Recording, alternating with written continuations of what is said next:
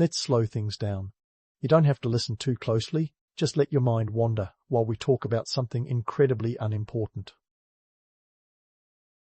You can also let us know in the comments where in the world you currently are and what time it is for you. You're jolted awake by the relentless sun creeping through the gaps in your reed mat door. Welcome to your life as a slave in ancient Egypt, where the Nile isn't the only thing overflowing with drama. It's about 1550 BCE, and you're living in a bustling city. No, not the glamorous pyramids of Giza or the shiny palaces of Thebes. Think more along the lines of a gritty, dusty hub of labour and commerce. Your morning begins with the sounds of livestock and the distant chatter of a marketplace gearing up for a day of barter and banter. It's a cacophony that makes modern city noise resemble a soothing lullaby. First things first, chores. But wait, not all slaves have the same gig. You're not hauling stones for the pyramids because, surprise, not every slave got that dubious honour. In fact, many worked as household servants, agricultural labourers, or skilled artisans. You might be grinding grain, weaving linen, or even working as a scribe if you had the rare privilege of literacy.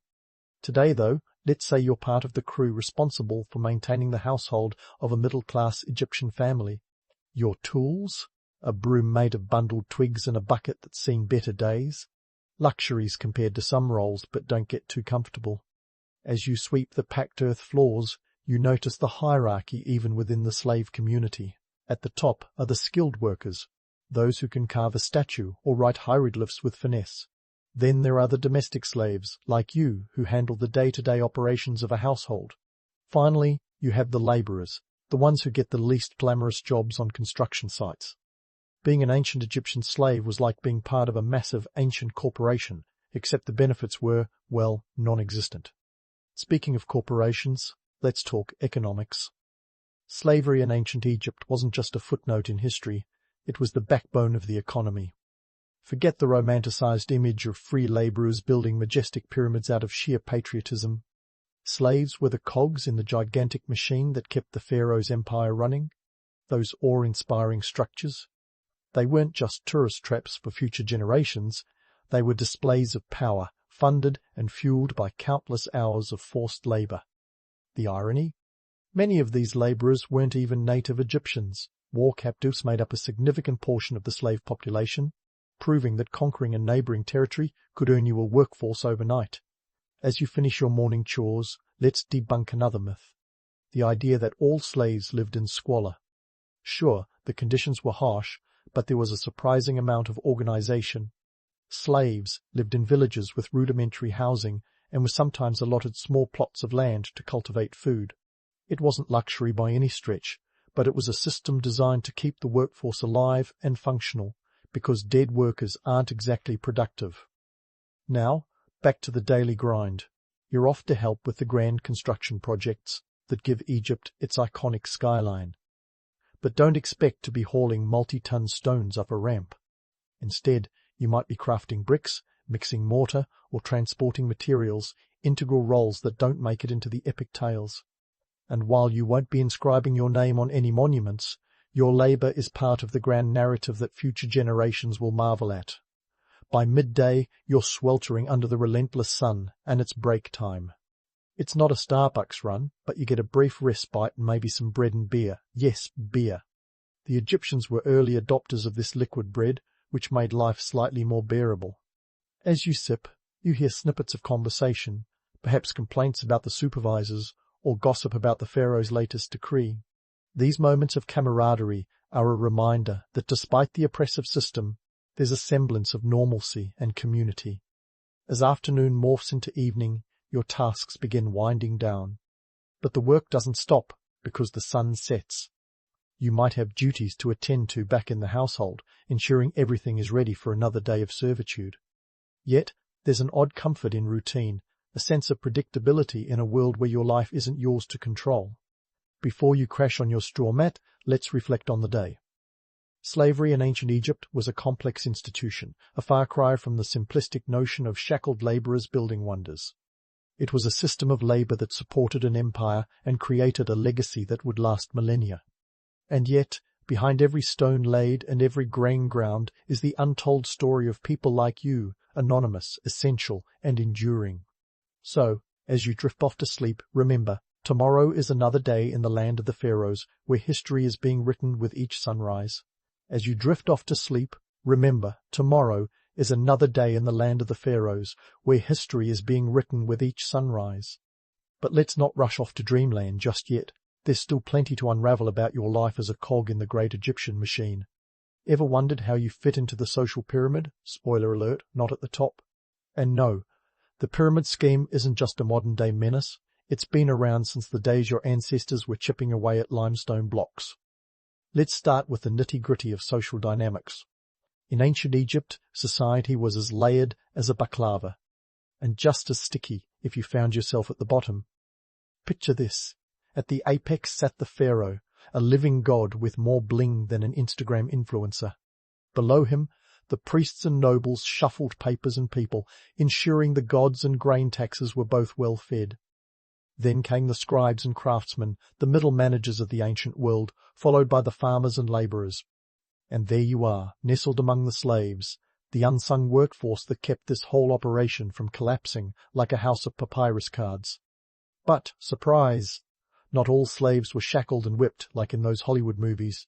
Many lived in surprisingly structured communities, like workers in a mega corporation, complete with housing and meagre rations. Your boss might be a middle-class family or the state itself, and each relationship came with its own set of dynamics. Domestic slaves often develop closer, albeit complicated, bonds with their owners. You might find yourself trusted with household secrets or even child-rearing, blurring the lines between servitude and family. It's like being the unsung hero of a soap opera, except the only award you're getting is another day of survival. Religion played a massive role in how society perceived slaves. According to Egyptian belief, the pharaoh was a god on earth, and everyone else was just playing supporting roles in his divine sitcom. Slavery was seen as part of the natural order ordained by the gods. This religious stamp of approval made it difficult for slaves to envision a life beyond their current status. After all, bucking the system was akin to challenging the gods themselves. The irony? Some slaves were tasked with building temples to these very deities. A divine catch, 22 if there ever was one. Now, onto the big myth. Slave uprisings. The romantic notion of a Spartacus-style revolt is tempting, but ancient Egypt wasn't exactly ripe for rebellion. For one, slaves came from diverse backgrounds. War captives, debtors, or those born into servitude, making it tough to unify under a common cause. Plus, the society was so stratified and the state's control so pervasive that organizing a revolt would have been as easy as turning a pyramid upside down. Sure, there were murmurs of discontent and occasional skirmishes, but nothing that would make a Hollywood blockbuster. Despite these realities, some slaves did manage to leave their mark on history. Take the case of a certain Unmasked, a worker from Deir el-Medina, a village dedicated to the artisans working on the royal tombs in the Valley of the Kings. Unmasked wasn't a slave per se, but his story highlights the blurred lines between forced labor and skilled work. He and his colleagues once staged a sit-in, the first recorded labor strike, mind you, because their grain payments were delayed. Talk about setting a precedent. It was a bold move, and, while not exactly a full-blown uprising, it was a rare instance of workers demanding their due in a society that didn't exactly hand out suggestion boxes. As your day winds down, reflect on the paradox of your existence. You're part of a machine that builds wonders yet leaves little trace of your individual life. You toil under the unforgiving sun, crafting a legacy for gods and kings, all while negotiating the everyday politics of servitude. It's a world where religion reinforces your chains, social dynamics dictate your every move, and the thought of rebellion is a pipe dream as distant as the stars you've glimpsed through your reed-mat roof.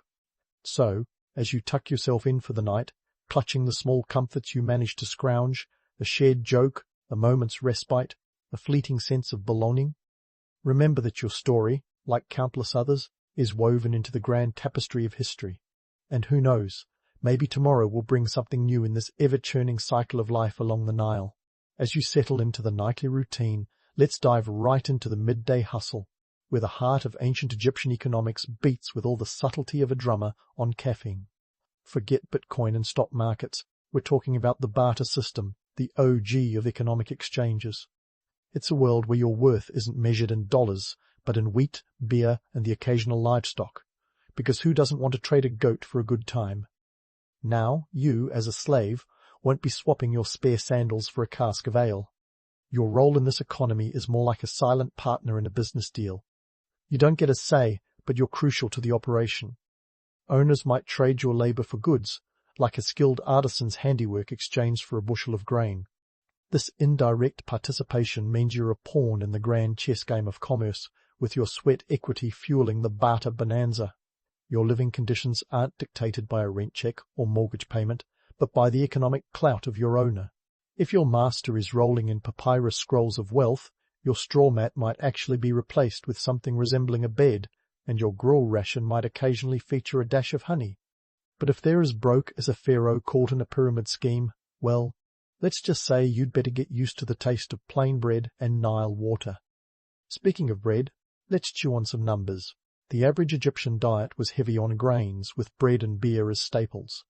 Think of it like an ancient carb-loading diet, minus the gym membership. A single loaf of bread could require up to 2 pounds of grain, and considering the average labourer might consume upwards of 3,000 calories a day to keep going, that's a lot of wheat to churn. Your daily ration as a slave? Probably closer to half that, unless you were lucky enough to be working on a temple project where the gods demanded your full energy. And shelter? Well, if you're imagining cosy huts with the ancient equivalent of central heating, think again.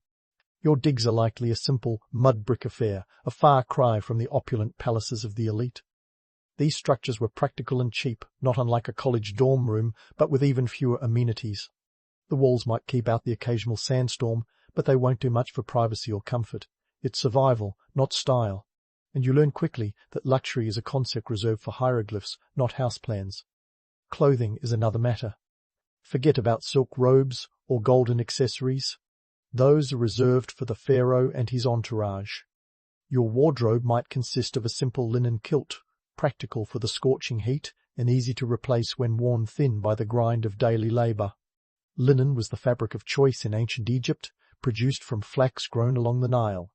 Making it was no picnic, involving a laborious process of spinning and weaving, often done by, you guessed it, slaves and lower-class workers. Now, here's a zinger. The cost of keeping a slave alive wasn't just a matter of charity or goodwill, it was an economic calculation. Owners invested in their slaves as they would any resource, ensuring enough sustenance to keep the machine running efficiently. After all, a malnourished worker is about as useful as a chariot missing a wheel. The irony? This utilitarian approach to human life highlights the absurdity of a system where you're both indispensable and invisible. As midday morphs into afternoon, the marketplace hums with the sound of deals being struck, the clink of copper weights, and the chatter of merchants hawking wares. It's a scene that could rival any modern-day stock exchange, minus the air conditioning and suits. Here, fortunes are made and lost in the blink of an eye, with social status as fluid as the Nile's currents. Yet, for you, it's just another day in the relentless cycle of survival, where even the smallest comforts are hard-won. Let's not sugarcoat it. The harsh reality of life as a slave is less about personal freedom and more about navigating the whims of fate and fortune. Your existence is tied to the economic tides of your owner. And while the romantic allure of ancient Egypt paints a picture of grandeur and mystique, the truth is a stark reminder of the human cost behind those golden facades. As the sun begins its descent, casting long shadows over the bustling city, you brace for the evening grind. The economic machine may continue to churn, but for now you find solace in small victories.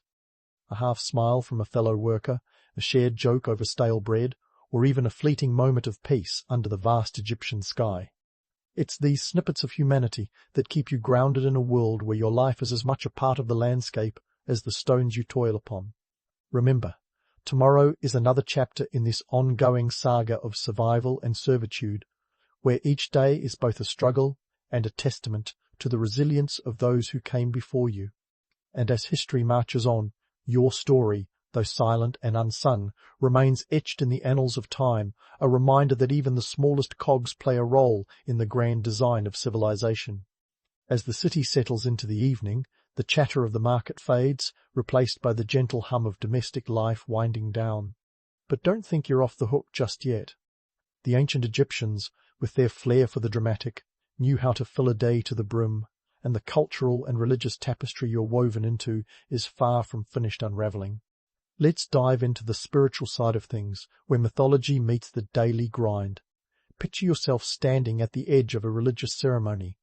You might be tasked with fetching water for ritual purification, or holding the sacred torch that illuminates the proceedings. While the priests and nobles are center stage, you're part of the background, the unsung hero, ensuring everything runs smoothly. Your role is akin to a stagehand in the grand theatre of Egyptian spirituality, essential yet invisible. Now, let's talk about the afterlife, a concept that had Egyptians spending more time planning for their demise than a teenager on a college application. The notion that everyone, regardless of status, could access the afterlife is a delightful myth that conveniently glosses over the fact that the journey to the next world was, quite literally, a rich man's game. Pharaohs were buried with treasures galore, their tombs resembling a Black Friday sale gone wild. Meanwhile, your afterlife plan might involve a communal grave where luxury is as absent as a snowstorm in the Sahara. But hey, don't let that bring you down. There was a certain egalitarian charm in the belief that, at least in theory, everyone's soul was weighed equally in the Hall of Judgment. Your heart, metaphorically at least, had to be lighter than a feather to enjoy the eternal paradise of the Field of Reeds. And if it wasn't? Well, let's just say the divine audit didn't end in a tax refund. Instead, it was a one-way ticket to oblivion, courtesy of Ammit, the soul-devouring beast with a taste for cosmic justice. Now, about mummification. The romanticized image of every Egyptian being wrapped up like a luxury burrito is just that, a fantasy. Mummification was a costly affair, often reserved for the elite who could afford to part with a significant chunk of their wealth. We're talking the equivalent of several months' wages, not something you'd find in your average slave's budget. For most, their post-mortem treatment was less about being preserved for eternity and more about returning to the earth quickly and economically. For slaves, the promise of the afterlife was more of a celestial carrot on a stick. The religious elite preached the glory of the afterlife, but the fine print was all about wealth and status. The practical reality? If you wanted your name etched in history, you'd better have it chiseled in stone by someone who wasn't a slave. Your best bet was to hope your master saw fit to grant you a proper burial, maybe even a small amulet for protection, if they were feeling particularly generous. But the rituals and beliefs weren't just about keeping you in line with divine expectations. They reinforced the social order, a cosmic justification for the earthly hierarchy. The pharaoh, as a living god, was destined for an afterlife of opulence. You, on the other hand, were to serve them in this life and perhaps the next. It's a system that makes modern corporate hierarchies look positively egalitarian. Yet, despite the rigid structures, Egyptian religion had its moments of inclusivity. Take the annual Opet festival, a celebration where everyone slave and free partook in the festivities. The streets would swell with processions, music, and feasting. For a brief moment, the social divisions blurred, and you could lose yourself in the collective joy of the crowd. It was like a state-sanctioned holiday, where the usual grind paused in favor of communal exuberance. As the festival drums fade, let's debunk another myth, the idea that slaves were powerless in the face of their fate. While the pharaohs and priests held the divine trump cards, there were instances where slaves showed remarkable agency. In religious settings, some slaves became temple servants, gaining a degree of stability and even influence. The temples were not just spiritual centers, but economic powerhouses, where a shrewd individual could carve out a niche. It's a small reminder that even within an oppressive system, there were slivers of opportunity. So, as you prepare to tuck in for the night, let's appreciate the irony.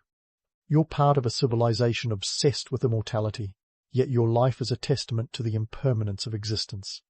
You toil in the shadows of giants, contributing to a legacy that will outlast you by millennia. But take heart.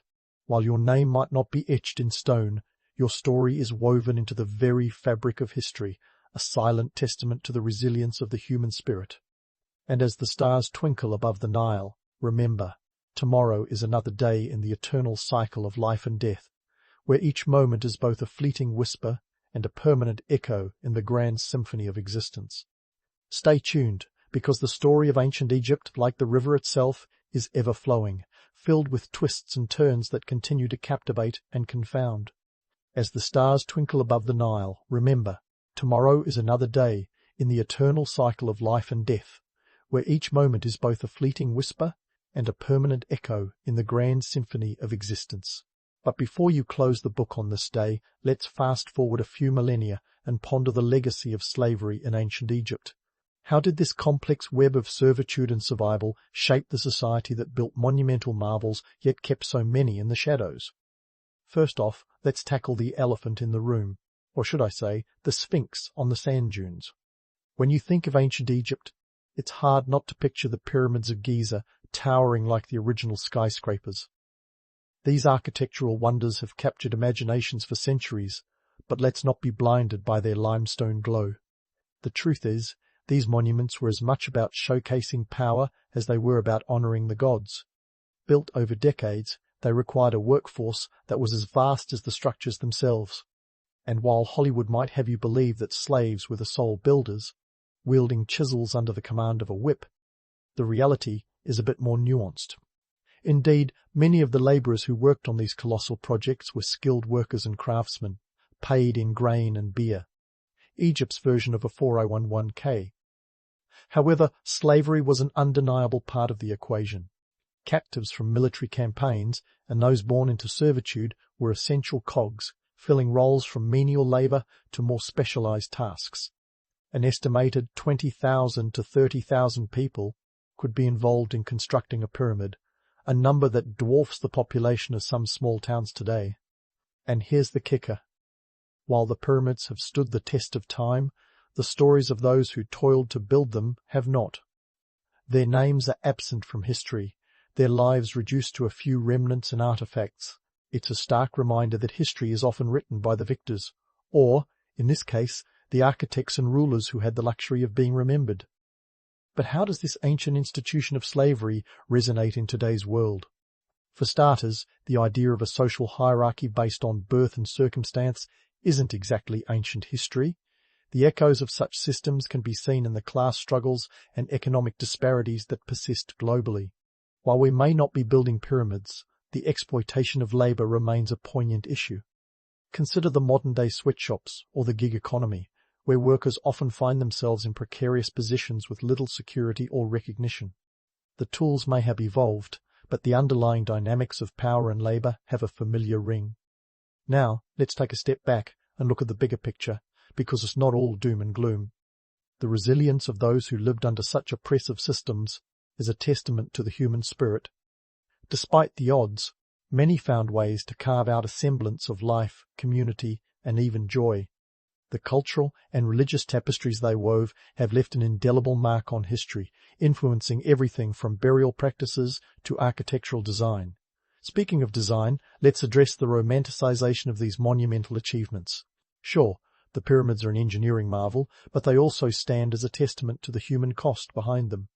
It's easy to get lost in the allure of grand historical narratives, but it's crucial to remember the individuals who contributed to these feats. The pyramids weren't just stone and sweat.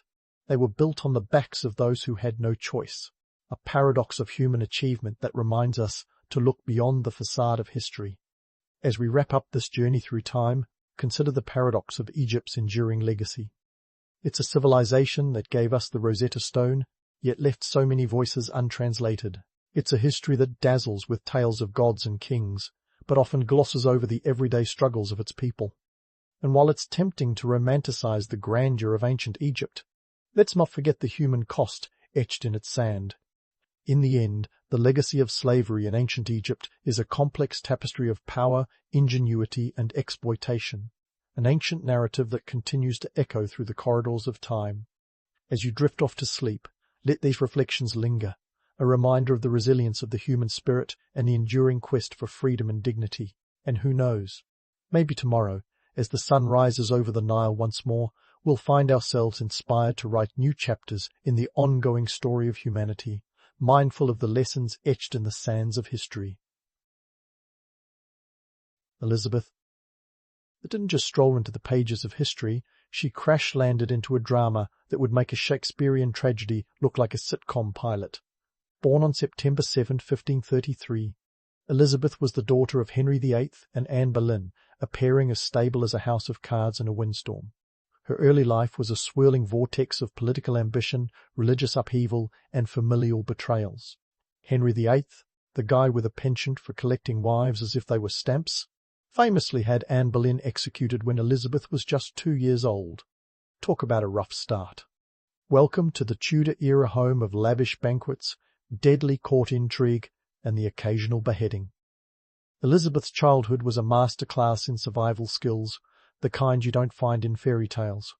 Her dad, Henry VIII, was the king who turned beheadings into a regular Tuesday activity. Remember his 6 wives? Well, Anne Boleyn was wife number 2, and her dance with the sword left Elizabeth in a precarious position. Declared illegitimate and shipped off to live in relative obscurity, Elizabeth learned early on that in the Game of Thrones, even a toddler could be a pawn. Now, life as a child of Henry VIII wasn't all doom and gloom, but it was close. Elizabeth was educated like a royal, which was no small feat considering the fact that girls at the time were often taught little more than embroidery and how to marry well. Her studies included Latin, Greek, French, and even a bit of Italian. By the time she was a teenager, she could probably outquote Cicero and outwit most of the men at court. And oh, her infamous temper.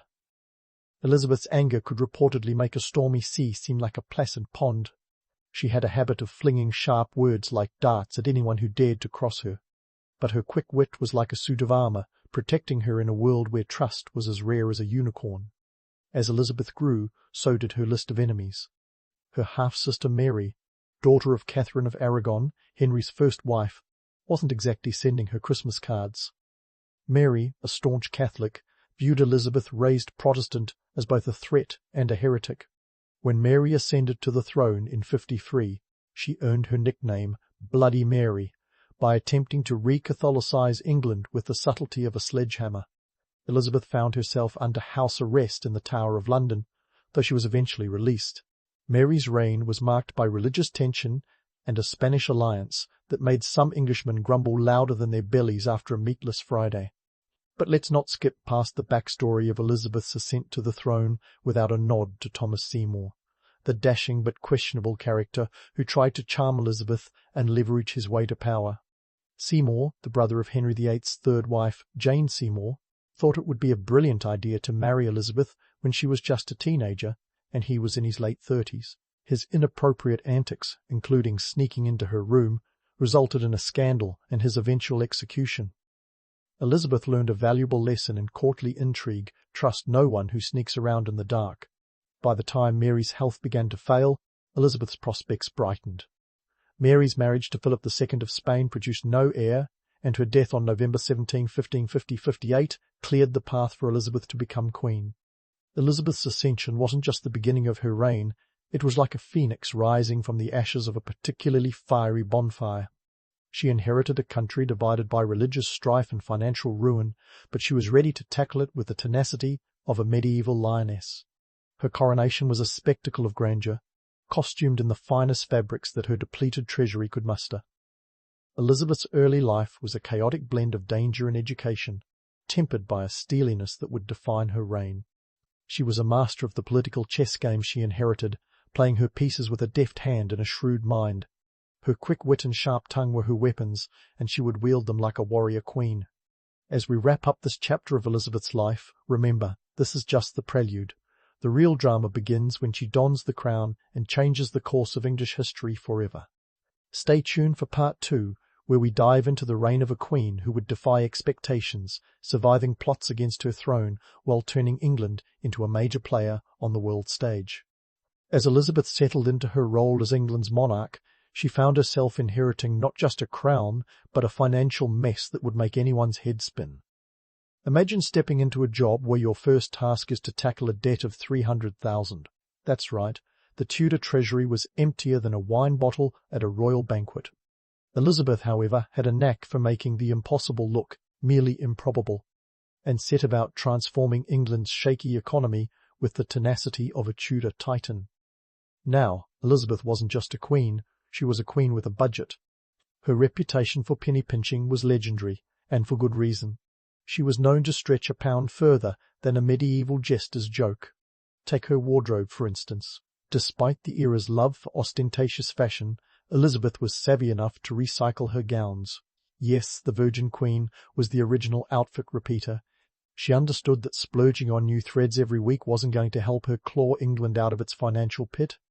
Her approach was simple. If it didn't sparkle like a strategic investment, it wasn't worth her gold. Elizabeth's frugality didn't stop at the hem of her gowns. She was equally shrewd when it came to managing the royal purse.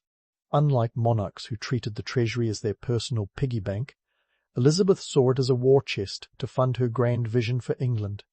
She understood that to hold her own on the global stage, she needed more than just a pretty crown and a sharp tongue. She needed a navy that could make the Spanish Armada tremble. England's navy, at the time, was more like a collection of floating kindling than a formidable force. But Elizabeth, never one to back down from a challenge, set about turning this ragtag fleet into a maritime powerhouse. Investing in the navy wasn't just about national defence, it was about economic strategy. Elizabeth knew that control of the seas meant control of trade routes, and control of trade routes meant money in the royal coffers. Her decision to bolster the navy was a masterstroke, allowing England to expand its influence overseas and usher in a golden age of exploration and commerce. The likes of Sir Francis Drake and Sir Walter Raleigh didn't just sail for glory, they sailed for gold, spices, and anything else that could fatten the royal treasury. But let's not romanticize Elizabeth's reign without acknowledging the economic tightrope she walked. Her financial strategies were less about luxury and more about survival. She had to contend with a parliament that was tighter with money than a miser's grip on a sixpence. Convincing them to loosen the purse strings required all her diplomatic flair and political acumen. Taxation was a delicate dance, and Elizabeth had to juggle the needs of her people with the demands of her government, all while ensuring her own survival on the throne. Her ability to navigate these treacherous waters speaks volumes about her political savvy. Of course, Elizabeth's economic challenges weren't limited to the domestic front. The international stage was fraught with rivals and alliances as unpredictable as the English weather. Relations with Spain, for instance, were a diplomatic minefield. Philip II of Spain, once her brother-in-law, had turned from family to foe, making Spain's military and economic might a constant threat. Elizabeth's cunning in dealing with Spain was akin to a delicate game of chess, each move calculated to outwit her adversary without tipping her hand too soon. Elizabeth's reign was a master class in resource management. Her ability to transform England from a financially beleaguered state into a thriving power was nothing short of miraculous. Yet, despite her success, her reputation as a penny pincher persisted. She was known to keep a tight grip on royal expenses, ensuring that every pound spent was a pound well invested. Her court might have grumbled about her thriftiness, but they couldn't argue with the results. Under her reign, England flourished, not just politically and culturally, but economically as well. In the end, Elizabeth's economic policies laid the groundwork for the flourishing of arts, exploration and commerce, setting the stage for England's later dominance. Her reign was proof that a sharp mind could be just as valuable as a full treasury. So, while she may not have been the wealthiest monarch, Elizabeth I was undoubtedly one of the wisest. Her legacy was one of prosperity born from prudence, an enduring testament to her indomitable spirit and strategic genius. As we leave the tale of her economic triumphs, remember that Elizabeth's story is far from over. The challenges she faced were just the beginning of her historic reign, and the best was yet to come. Stay tuned as we delve deeper into the life of a queen who defied expectations and redefined what it meant to rule. Now that we've unpacked the economic wizardry of Elizabeth I, it's time to dive into her most famous political maneuver, the defeat of the Spanish Armada in 1588. Picture a clash of titans on the high seas, a naval showdown that would have made Poseidon himself grab popcorn. But hold on, before we crown Elizabeth the maritime messiah, let's peel back the layers of this legendary tale. The Spanish Armada, a formidable fleet of 130 ships, was like the heavyweight champ of the nautical world, dispatched by Philip II of Spain. His goal? To overthrow Elizabeth and restore Catholicism in England, a mission with all the subtlety of a bull in a china shop. The Armada was the pride of Spain, but size doesn't always win the day. Just ask any underdog in a sports movie. Meanwhile, Elizabeth's navy was more like a scrappy underdog, with a penchant for guerrilla tactics and English weather on its side. Speaking of the English weather, let's give credit where credit's due. The Protestant wind, a storm that battered the Spanish fleet, played a starring role in the Armada's defeat. It was like Mother Nature herself had decided to join Team Elizabeth. While the storm wreaked havoc, the English Navy, led by seasoned commanders like Sir Francis Drake, executed hit-and-run tactics, attacking the Spanish ships as they floundered. It was a classic case of brains over brawn, strategy over sheer force. Now, let's tackle the myth of Elizabeth as the Virgin Queen, a nickname that conjures up images of chastity and purity, but the reality was more political than personal. Elizabeth's decision to remain unmarried wasn't about piety or prudishness. It was a calculated political strategy. Marriage, for Elizabeth, was a diplomatic tool, not a fairy tale ending. She knew that marrying a foreign prince could mean ceding power or embroiling England in unwanted alliances. Instead, Elizabeth played the marriage game like a master chess player, keeping powerful suitors at bay while maintaining England's independence. From the French Duke of Anjou to the Swedish King Eric XIV, Elizabeth entertained proposals with all the enthusiasm of a cat considering a bath. Her refusal to marry was a stroke of genius, allowing her to wield the allure of potential marriage as leverage in negotiations. By keeping her options open, she kept both allies and enemies guessing, a diplomatic tightrope walk that would have left lesser rulers in a heap. Elizabeth's ability to keep suitors dangling was akin to a modern-day reality show, where contestants vie for attention but never quite get the rose. Her most famous dance partner in this diplomatic waltz was Robert Dudley, the Earl of Leicester. Their relationship was a subject of courtly gossip, but Elizabeth kept him close, and England's sovereignty closer. Her refusal to marry him, despite their rumoured affection, was a testament to her commitment to her country over personal desires. But let's not get too swept up in Elizabeth's romantic intrigue without acknowledging the harsh realities of her reign. The spectre of assassination loomed large, and Elizabeth was acutely aware that her life was a constant game of survival. The Babington plot of 1586, an attempt to assassinate Elizabeth and place Mary, Queen of Scots, on the throne, was a stark reminder of the dangers she faced. The plot was foiled, but it led to Mary's execution, a decision that weighed heavily on Elizabeth, despite its necessity for her own security. Elizabeth's reign was a balancing act of power plays and political savvy, where every decision had to be weighed against its potential repercussions. Her ability to navigate these treacherous waters was a testament to her intelligence and resilience. She was a queen who understood that power was as much about perception as it was about policy. Her strategic use of marriage proposals as diplomatic tools was just one example of her ability to manipulate the chessboard of European politics. As we sail through Elizabeth's reign, it's clear that her legacy is one of complexity and cunning. She was a queen who defied the odds, wielding power with a deft hand and a sharp mind. Her ability to keep powerful suitors at bay while maintaining England's sovereignty was a masterclass in political manoeuvring. Yet, as we leave her story for now, remember that Elizabeth's tale is far from over. The challenges she faced were just the beginning of her historic reign, and the best was yet to come.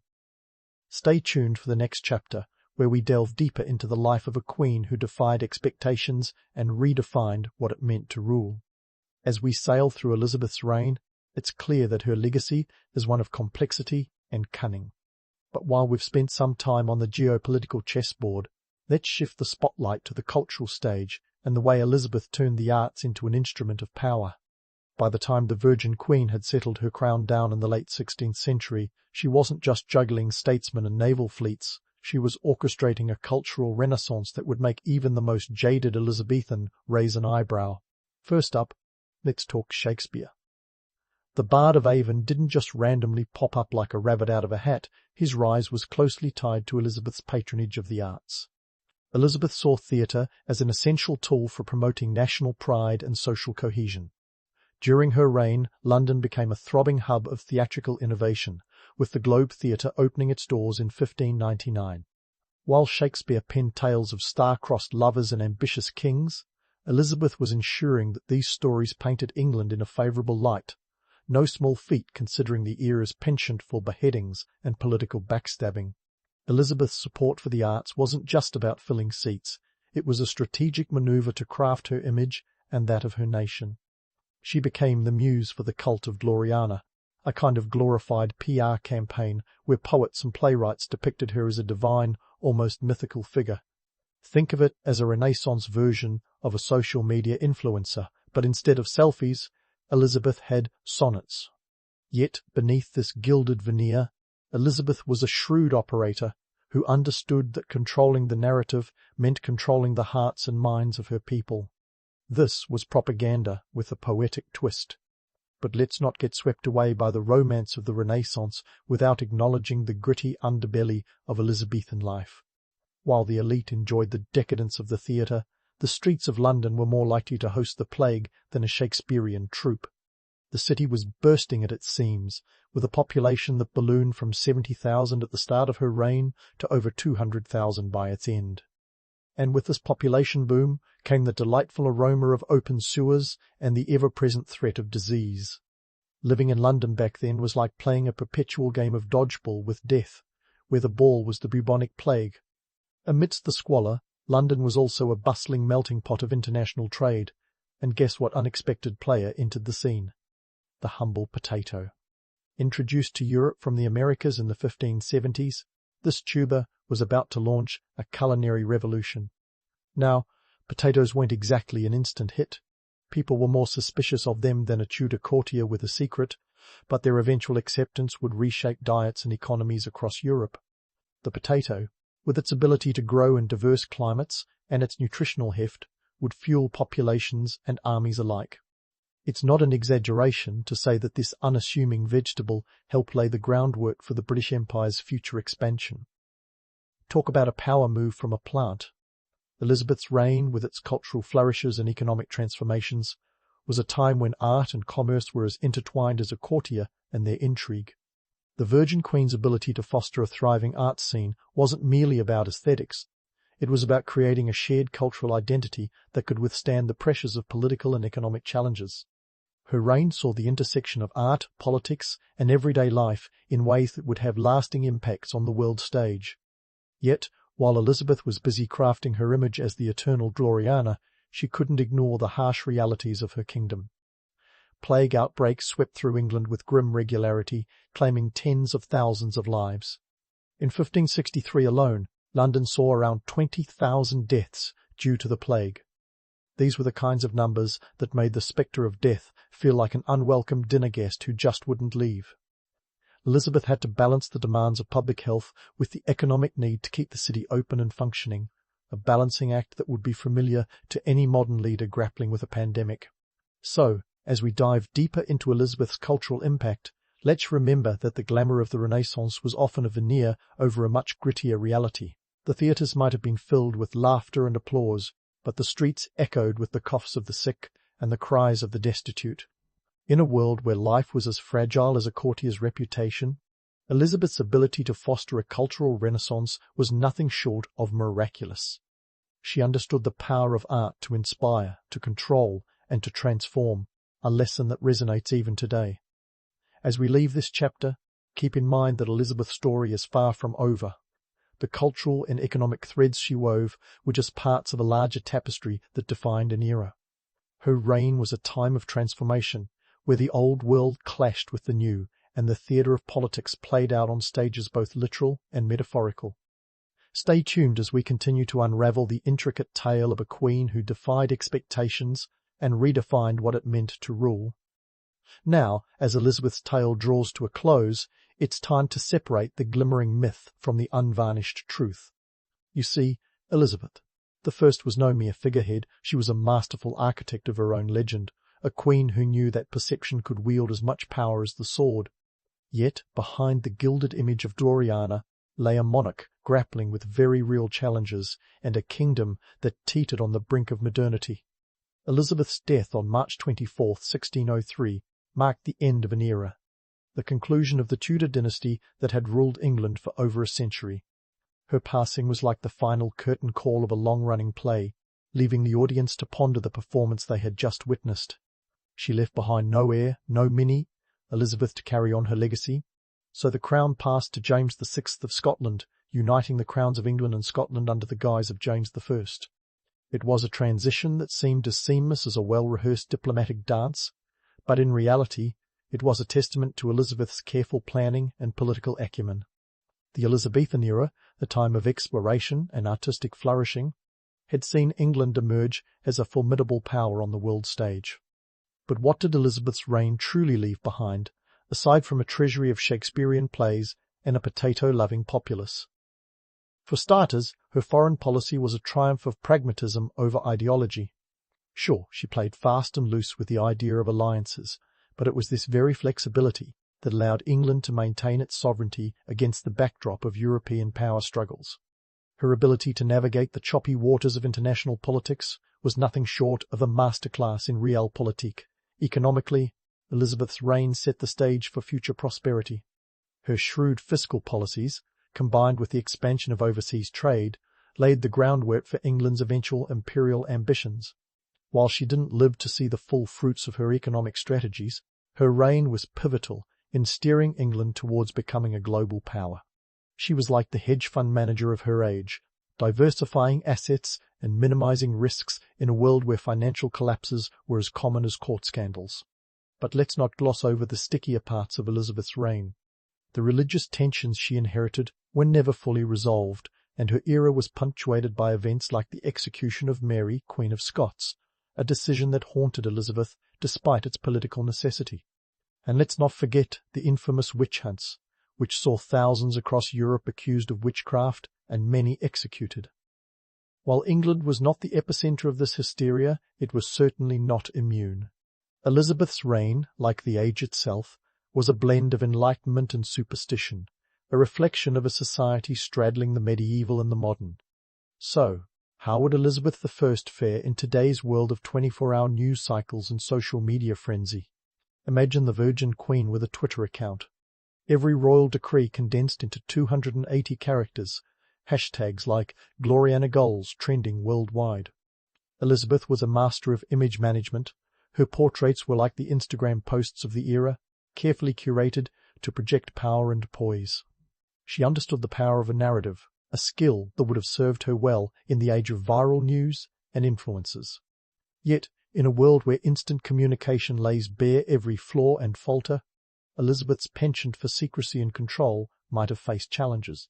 Her legendary temper, imagine the tweet storms, and her ability to manipulate courtly intrigue would be scrutinized under the harsh light of modern media. Still, one can't help but think she would have navigated this brave new world with her usual aplomb, using her wit and wisdom to charm followers and outmaneuver critics. As we look back on Elizabeth's legacy, it's clear that she was more than just a queen. She was a symbol of resilience and reinvention. Her reign was a delicate balance of romance and harsh reality, a testament to her ability to adapt and thrive in a world that was constantly changing. She was a monarch who understood that to rule was to perform, to create a narrative that could inspire and endure. Elizabeth's story is one of transformation, both personal and national, a tale that continues to captivate and inspire. In the end, Elizabeth I left behind a nation poised for greatness, its people united by a shared sense of identity and purpose. Her legacy is not just one of political and economic achievements, but of cultural and intellectual vitality, a reminder that even in the face of uncertainty and upheaval, the human spirit can soar. As we close the chapter on her life, we are left with a portrait of a queen who defied expectations and redefined what it meant to rule. Her story is a testament to the power of vision and the enduring impact of a life lived with purpose and passion. If you thought ancient Polynesians just hopped in their canoes and let the Pacific currents take them on a leisurely drift, you're in for a surprise. These island-hopping navigators were more like the GPS-equipped road warriors of today's highways, minus the annoying voice telling them to make a U-turn. The reality is, Polynesian mariners had a cosmic toolkit that would make even NASA jealous. Let's kick off by debunking this whole drifters myth. Sure, it's romantic to imagine a bunch of sun-kissed explorers lounging under palm leaves, letting the ocean decide their fate. But the truth? These folks were navigational ninjas. They used the stars like we use Google Maps. Their secret weapon was the night sky, which they read with the precision of a master chef measuring spices. Just take the star Sirius, for example. It wasn't just a twinkling dot, it was more like a celestial North Star guiding them across vast expanses of ocean. And that's not all. They understood the ocean's swells, which were like invisible highways beneath their vessels, directing them to distant lands. They even watched bird patterns, because when seabirds start heading home, you know land's nearby. Talk about reading the room, or in this case, the sky and sea. Now, what drove these sailors to undertake journeys that could span thousands of miles? Imagine hopping in a canoe and setting off on a voyage from Hawaii to New Zealand, a cool 4,400 miles as the crow flies. Except they weren't flying, and there were no mile markers. It wasn't just wanderlust, there were serious economic and social drivers at play. These voyages were like the ancient equivalent of a business-class trip, but without the reclining seats or complimentary peanuts. Trade was a biggie. You see, islands had different resources. Some had coconuts, others had taro, and a few had the motherlode, volcanic rock, for tools. Trade was essential, not a luxury, and these voyages were crucial for sustaining communities. But it wasn't just about swapping coconuts for fishhooks. There was social prestige at stake. Successful navigation was a status symbol, a way to climb the social ladder without needing a LinkedIn profile. A chief who could boast successful voyages had serious street cred, not just among his people, but across the islands. And let's not forget exploration. The Polynesians were the original influencers, expanding their horizons and spreading their culture long before anyone thought to share a selfie. The tools of the trade were as advanced as they were simple. No compasses or sextants here. Their canoes were double-hulled marvels of engineering, stable and swift, perfect for long-distance travel. Imagine a catamaran, but with all the style of a vintage car and none of the emissions. They used what are called stick charts to memorize ocean swells, an intricate grid of sticks and shells representing wave patterns. It's like having a map in your head, minus the annoying folds. The Polynesian navigators had a system of wayfinding that relied on memory and oral tradition. There were no written manuals, just generations of knowledge passed down like treasured heirlooms. It was a bit like having your grandfather teach you to drive stick, except the car is a canoe and the road is the Pacific Ocean. So, the next time you think of these ancient mariners, picture them for what they were, master navigators, skilled tradespeople, and adventurous explorers. They were anything but drifters. They were the original wayfinders, charting courses across the largest ocean on Earth with nothing but natural phenomena as their guide. And they did it with the kind of precision that would leave even the most seasoned sailor in awe. Speaking of awe, let's talk about the ocean itself, Polynesia's vast blue playground and harshest critic. The Pacific wasn't just a body of water, it was the stage for the greatest survival drama of its time. For the Polynesians, the ocean was a living entity, both a provider and a punisher. It held their stories, their legends, and their livelihoods. It was a teacher, a muse, and sometimes a menace. And boy did it have a way of keeping people humble. Legend has it that the ocean was a realm of gods and monsters, a place where Maui, the trickster demigod, fished up islands with a magical hook. It's a tale that adds a sprinkle of magic to the mundane task of island formation. But let's not get too starry-eyed here.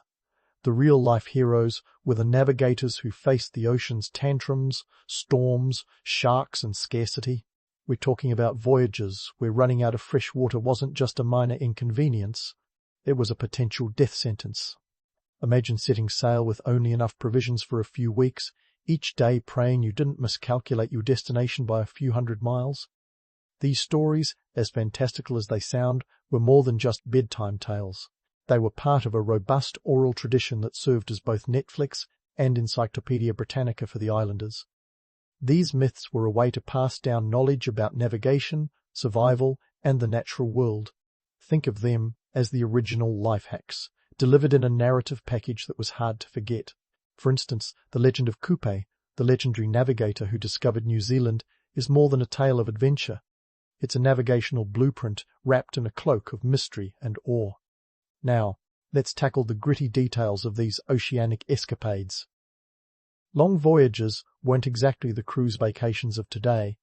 Forget the pina coladas. Polynesian sailors faced serious shortages. Food and water were rationed with the kind of precision that would make even the most frugal budgeter wince. We're talking about a diet that consisted largely of dried fish and coconuts, with the occasional seabird thrown in for good measure.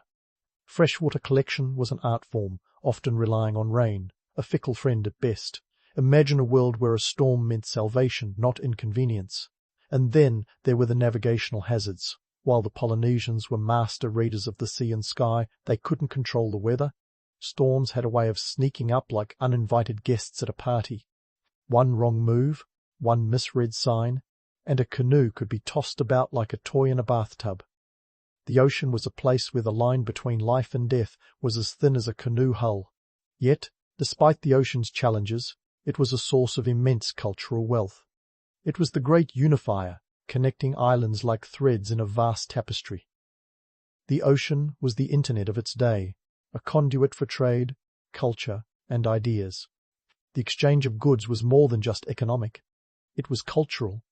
When a canoe landed on a distant shore, it brought not just coconuts and taro, but also stories, songs, and new ways of thinking. Polynesian society was deeply intertwined with the sea, and this is reflected in their art, dance, and music. Canoe building was a revered craft, with entire communities coming together to construct these vessels. The process was as much about the journey as the destination, a blend of engineering, art, and social cohesion. It was a communal effort that underscored the importance of the ocean in daily life. In the grand scheme of things, the ocean was both the canvas and the paint for Polynesian culture. It shaped their worldview and their lives. Each voyage was a test of human endurance, a testament to the indomitable spirit of people who dared to push the boundaries of their known world.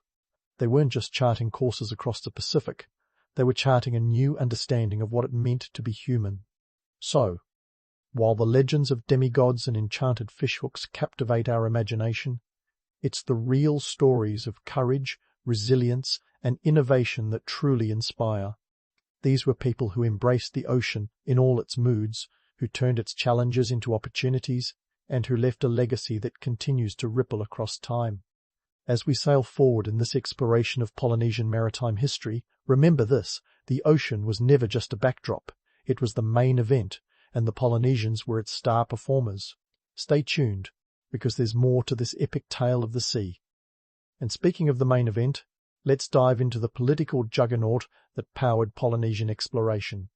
Imagine a society where navigators weren't just the guys who knew which way was north, they were the rock stars and political powerhouses of their time. Picture this: you're on an island, and who holds the most sway? Not the guy with the biggest coconut stash, but the navigator who can get you to the islands that have them. These navigators were the walking, talking Google Maps of their day, except they didn't crash when you lost signal. Polynesian societies were anything but anarchic. They had a sophisticated system of leadership that would give any modern political strategist a run for their money. Chiefs, known as ariki, wielded authority, but here's the twist: their power was often intertwined with the navigator's skill set. It wasn't enough to just have a title, you needed someone who could literally steer your society towards prosperity. We're talking about a civilization where knowing the stars and seas could make or break a leader's reputation. It's as if the navigators were the secret sauce in the political recipe, and without them the dish would fall flat. Let's dissect this power dynamic a bit further. Navigators, or wayfinders, as they were sometimes called, were the scientific minds of their era. And by scientific, I don't mean the lab coat and beaker kind. These were people who spent a lifetime mastering the dance between celestial bodies and ocean currents. Their knowledge was not just a practical skill, but a political tool. A chief with a skilled navigator was like a CEO with a top-notch R&D department. The navigator's expertise could open up new trade routes, establish alliances, and expand territories. They were the key to unlocking the riches of the Pacific, and you better believe that made them indispensable. The communal nature of Polynesian voyaging societies was another cornerstone of their success. Decisions weren't made in isolation by a single leader waving a scepter. Instead, they were the product of collective discussion. Think of it as a community board meeting with everyone from the village elder to the young canoe builder having a say. It was democracy with a splash of ocean breeze. This wasn't just a feel-good kumbaya moment. It was a practical way to ensure that every journey was well planned and supported by those left on the shore. Shared knowledge was the lifeblood of these communities. Navigational techniques were passed down through generations, not with a dusty old textbook, but through stories, songs, and hands-on apprenticeships. Imagine a world where your education came from the lips of your grandparents, where the curriculum was literally written in the stars. The oral tradition was the Polynesian version of a university, with lessons on everything from reading the waves to predicting storms. These weren't just navigational tips, they were survival strategies. And let's not gloss over the economic realities. Voyaging wasn't just about finding new lands to stick a flag in. This wasn't an episode of Survivor Pacific. Trade was a driving force. The islands of Polynesia each had unique resources, and navigating to them meant accessing everything from obsidian for tools to feathers for ceremonial garb. These were not just luxury items, they were necessities that kept societies thriving. A successful voyage could mean the difference between a community flourishing or floundering. But here's where it gets really interesting. The navigators were also the original influencers. Their successful voyages didn't just bring back goods, they brought back fame and prestige. And in societies where oral tradition reigned supreme, stories of their exploits spread faster than a cat video on the internet. The navigator's reputation was a currency in its own right, one that could elevate a chief's standing or solidify alliances with neighbouring islands. Now, let's sprinkle in some myth-busting, because who doesn't love a good reality check? While it's tempting to romanticize these navigators as lone geniuses steering their canoes through stormy seas, the truth is more nuanced. These voyages were meticulously planned community efforts. Navigation was a team sport, with roles for everyone from the seasoned navigator to the keen-eyed lookout. It was a collaborative affair, with everyone contributing their strengths to the journey's success. Even the canoes themselves were a testament to this communal spirit. These double-hulled vessels were engineering marvels, but they didn't spring up overnight. Building a canoe was a community project, with everyone pitching in, from the skilled craftsmen shaping the hulls to the families weaving the sails. It was a labour of love that bound the community together, reinforcing the idea that they were all in this oceanic adventure as one. In the grand narrative of Polynesian exploration, the navigators were both heroes and human. They were the scientists, the politicians, the celebrities of their time, wielding knowledge as their greatest power.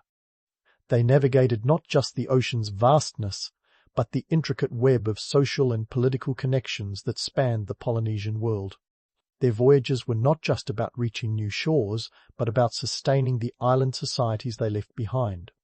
Through their expertise, they turned the vast Pacific from an insurmountable barrier into a bridge connecting a scattered constellation of islands. As we sail deeper into the story, let's remember that the legacy of these navigators is more than just star charts and sea tales. It's a testament to the power of knowledge, community, and the human spirit's unyielding quest to explore the unknown. So, stay tuned, because the next leg of our journey will take us even further into the heart of Polynesian maritime history, where every wave holds a story and every star a secret waiting to be uncovered. And speaking of secrets hidden in the stars and stories whispered by waves, let's shift our gaze towards the firmament of environmental factors that shaped Polynesian migration. Because while we've celebrated the navigators' brilliance, the truth is, they weren't just following whims or the latest island travel trends. Nope. There were some serious environmental cues and pressures pushing their canoes across the Pacific. Let's get into the nitty-gritty of how Mother Nature played a starring role in this epic saga. First up, let's talk about climate change. No, not the kind that fills today's headlines, but a prehistoric shake-up that had ancient Polynesians staring down the barrel of some epic challenges. Picture this. You're living on an idyllic Pacific island, but then the climate says, let's shake things up. Between 1200 and 1450 AD, the climate experienced a period of significant cooling known as the Little Ice Age. This wasn't just a minor blip on the temperature scale. It was like the universe cranking up the AC without asking. Cooler temperatures meant shorter growing seasons and, you guessed it, less food. Suddenly, staying put wasn't so appealing. Resource distribution was another biggie. Islands like Hawaii were rich in fertile land and rainfall, while others were like, hey, where's the buffet? In some places, the soil wasn't exactly rolling out the red carpet for agriculture. Take the atolls, for instance. Those picturesque rings of coral islands that look great on postcards, but not so much when you're trying to grow your dinner. With limited soil and fresh water, these islands were more about survival than surplus. So, what do you do when your home turf is more barren than a teenager's fridge? You look for greener pastures, literally. This isn't just speculation. There are concrete examples of Polynesian adaptability in response to these environmental hurdles. Let's take the case of Rapa Nui, or as you might know it, Easter Island. Here, the Polynesians didn't just throw up their hands and say, "Oh well, better luck on the next island." Instead, they got creative. Evidence shows that as resources dwindled, the islanders developed sophisticated rock gardens. These weren't just decorative. Think of them as ancient greenhouses. By using stones to create microclimates, they could grow crops that otherwise wouldn't survive. Talk about making lemonade when life hands you volcanic rock. But it wasn't just about finding new islands or getting innovative with gardening. This migration and adaptation sparked the development of new technologies. When you're faced with an ocean that's more moody than a tween with a broken smartphone, you need to level up your tech game. That's where the Polynesian sailing canoe comes in. These weren't your run-of-the-mill rafts. The double-hulled canoe was a marvel of engineering, designed to handle long voyages and unpredictable seas. It was the SUV of the ancient world, roomy, reliable, and built to endure. Now, let's not sugarcoat it. These migrations weren't all smooth sailing. The ocean, while a pathway, was also a formidable barrier. Navigators had to wrestle with El Niño and La Niña, those pesky climate phenomena that could turn a pleasant voyage into a nautical nightmare. El Niño, for example, could alter wind patterns and ocean currents, making traditional routes treacherous. It's like setting off on a road trip and finding the bridge out and the GPS screaming, "Recalculating," at you. And here's something to chew on. While we often think of migration as a one-way ticket, Polynesian voyages were more like round trips. It wasn't just about finding new land, it was about maintaining connections. Imagine the logistics involved in not only reaching a distant island, but also figuring out how to keep in touch without text messages or carrier pigeons. These connections were vital for trade, cultural exchange, and, of course, survival. It's the ancient version of networking, only instead of LinkedIn connections, you've got inter-island alliances. Speaking of alliances, let's touch on the social dynamics at play. The decision to migrate wasn't made lightly. It required consensus and cooperation across the community. The stakes were high, and there was no room for ego trips. Leaders had to weigh the risks and rewards, often relying on the wisdom of the elders and the knowledge of the navigators. It was a communal decision, with everyone invested in the outcome. This brings us back to the human element, the resilience and ingenuity that define the Polynesian story. When faced with environmental challenges, they didn't just adapt, they thrived. They transformed obstacles into opportunities, turning isolation into interconnectedness and scarcity into innovation. It's a testament to the power of human spirit and the will to explore beyond the horizon. So, as we sail forward in this tale, let's keep in mind that it was more than just the allure of the unknown that propelled the Polynesians across the Pacific. It was a complex dance with nature, driven by necessity, ingenuity, and a touch of wanderlust. And as we continue to unravel this epic story, remember, the ocean wasn't just a barrier. It was the bridge that connected a world of islands, each with its own challenges and secrets waiting to be uncovered. Stay tuned, because the waves have more stories to tell. So, as we continue to ride the waves of Polynesian history, let's fast forward to the present day, where the legacy of these ancient navigators is making a splash in unexpected places. It's no exaggeration to say that Polynesian navigation has left its footprint, or should I say, paddle print, on the world. We're talking about influence that stretches beyond the Pacific, touching global navigation techniques, cultural identity, and even the way we understand human migration. First up, let's talk about the influence on modern navigation. You might think that the GPS in your car is the pinnacle of navigation technology, but the roots of this tech-savvy system can be traced back to the methods of ancient Polynesian wayfinders. These navigators were the OG data analysts, using the stars, ocean swells, and wind patterns to plot courses with a precision that rivals any modern-day gadget. And here's a fun fact. NASA has studied Polynesian navigation methods to improve its own interplanetary travel plans. That's right, what started on the ocean might someday help us navigate the cosmos. Now, zooming in on cultural identity, the resurgence of Polynesian navigation in recent decades has been nothing short of a cultural renaissance. It's like the ultimate throwback Thursday, but with canoes instead of old photos. The revival began in the 1970s, spearheaded by the Polynesian Voyaging Society and their iconic double-hulled canoe, the Hokulea. This wasn't just a jaunt across the ocean, it was a journey back to cultural roots. The Hokulea's voyages rekindled a sense of pride and identity among Pacific Islanders, reminding them and the world of their ancestors' incredible achievements. And speaking of achievements, let's talk about the real-world impact of these revived practices. The Hokulea has clocked around 140,000 nautical miles since its first voyage, visiting over 150 ports in 23 countries. It's not just a canoe, it's a floating ambassador of Polynesian culture, spreading a message of sustainability and cultural preservation.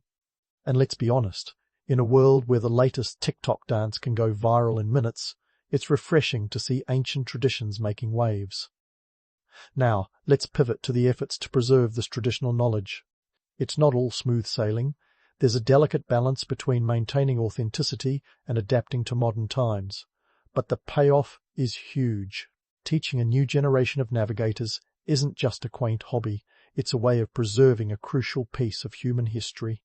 Schools across the Pacific are incorporating traditional wayfinding into their curricula, and the results are nothing short of inspiring. Imagine a classroom where the ceiling is painted with constellations, and the curriculum includes lessons on reading ocean currents. It's a far cry from your average geography class. But what about the impact on global understanding of migration and exploration? The truth is, Polynesian navigators were rewriting the rules of exploration long before Columbus blundered his way to the Americas. Their journeys offer a compelling narrative that challenges Eurocentric views of history.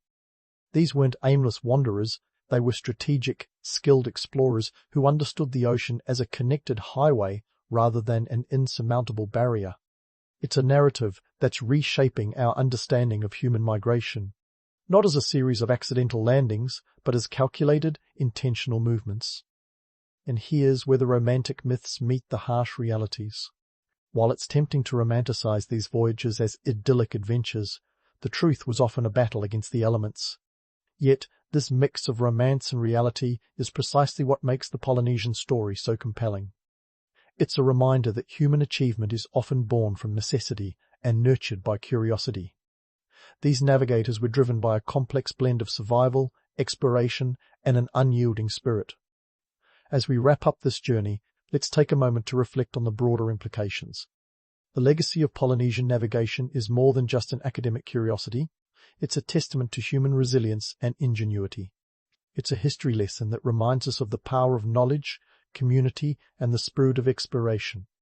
In a world that often feels disconnected, the story of Polynesian voyages is a unifying thread, connecting us to our past and inspiring us to explore new horizons, whether on the ocean or in the stars.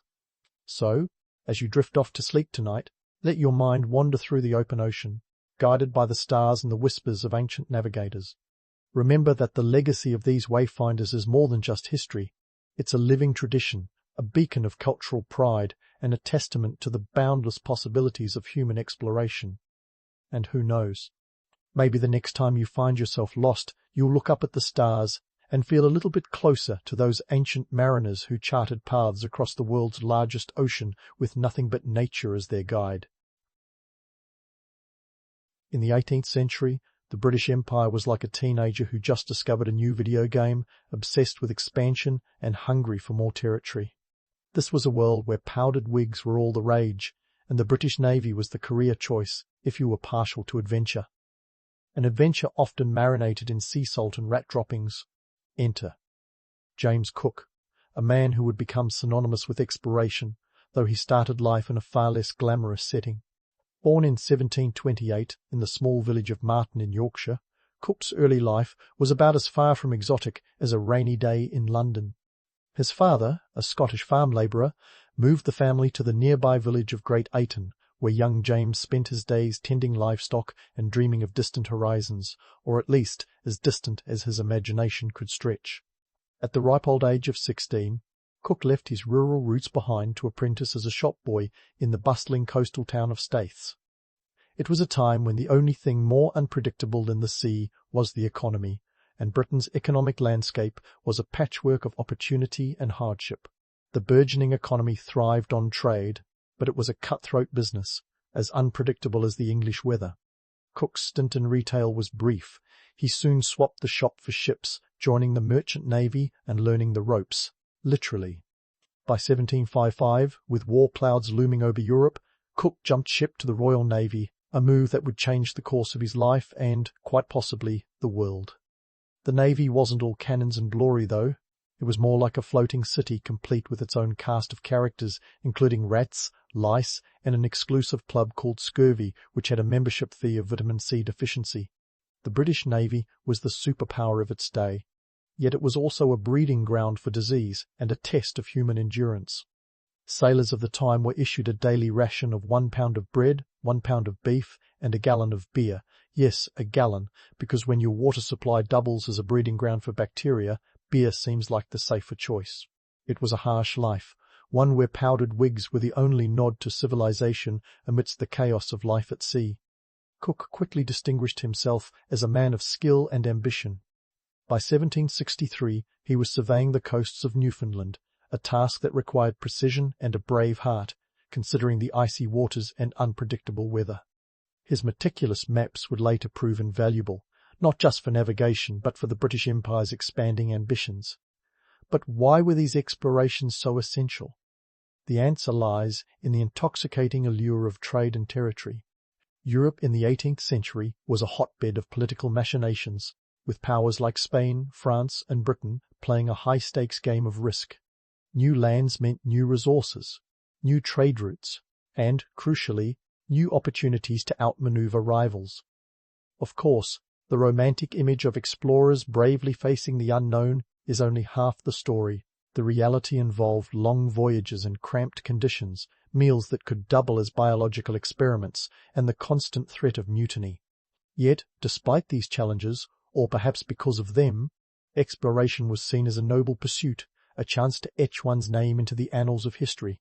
Cook's first major expedition, commissioned by the Royal Society in 1768, was part of this grand tradition. His mission was twofold: to observe the transit of Venus across the sun from Tahiti and to seek the mythical southern continent, Terra Australis. This voyage would lay the groundwork for Cook's legacy as one of history's greatest navigators. In a world where a map was often more fiction than fact, Cook's expeditions were a revelation. They were not just about discovering new lands, but also about transforming the known world, broadening horizons not just geographically, but intellectually. Yet, beneath the grandeur of discovery lay the grit of survival and the harsh realities of life at sea. Cook's story is one of ambition and endurance, of a man who rose from humble beginnings to navigate the world's oceans, armed with nothing more than a sextant, a sense of adventure, and perhaps a secret fondness for salty mutton. So, as we set sail on this journey through history, remember, the sea was his canvas, and exploration his masterpiece. And so, with the wind at his back and a sextant in hand, think of it as the GPS of the 18th century, minus the soothing voice to blame when you get lost. James Cook embarked on his first Pacific voyage aboard the HMS Endeavour. This wasn't just any ship. It was a floating science lab, a wooden internet cafe, in an age when the only cloud was the one you prayed wouldn't rain on your parade. The year was 1768, and Cook had been entrusted with a dual mission, to observe the transit of Venus from Tahiti and to sniff out the rumoured southern continent, Terra Australis. Sounds simple, right? Just a bit of stargazing and continent hunting? The scientific aim was no small potatoes. Observing the transit of Venus was all about cracking the code of astronomical distances. By measuring this celestial event from different points on Earth, scientists hoped to calculate the distance from the Earth to the Sun with a precision that would make any math teacher weep with joy. If successful, it would give humanity a cosmic measuring tape, allowing navigation and astronomy to leap forward. Cook was essentially a 1768 version of Neil Armstrong, only instead of a moon landing, he was doing a sun dance from the other side of the globe. HMS Endeavour set sail with 94 souls aboard, a motley crew of sailors, scientists, and, naturally, a goat. The goat, whose name has been lost to history, was there for milk, but probably also for companionship when the humans proved too salty. Now, If you think 94 people on a single ship sounds crowded, you'd be right. The Endeavour was a converted coal ship, more functional than fashionable, and at just 106 feet long, it wasn't exactly the QE2. Imagine living in a space where personal bubbles popped faster than soap on a hot day. Among Cook's entourage was a young botanist named Joseph Banks, who had a thing for flora and fauna that bordered on obsession. Banks, a man of privilege, had financed his own scientific entourage to tag along, including artists and a couple of greyhounds. Yes, greyhounds, because why not bring sprinting dogs to a ship where a full run was about 10 feet? Banks was an early example of what you'd call a gentleman scientist, a breed that mixed curiosity with a wallet fat enough to make it happen. As the Endeavour glided across the Pacific, the crew faced the usual maritime medley, storms, scurvy, and the occasional mutiny threat. Scurvy, that infamous sailor's scourge, was as prevalent as it was preventable, though the connection between citrus and a lack of scurvy was still a few limes short of widespread acceptance. Imagine a world where eating an orange could literally save your life, but you don't, because it's not yet scientifically proven. The 18th century was full of such ironies. When the Endeavour finally reached New Zealand in 1769, Cook's mapping skills were put to the test. He was the first European to chart these islands with any accuracy, a task that involved not just sailing, but also a lot of scribbling.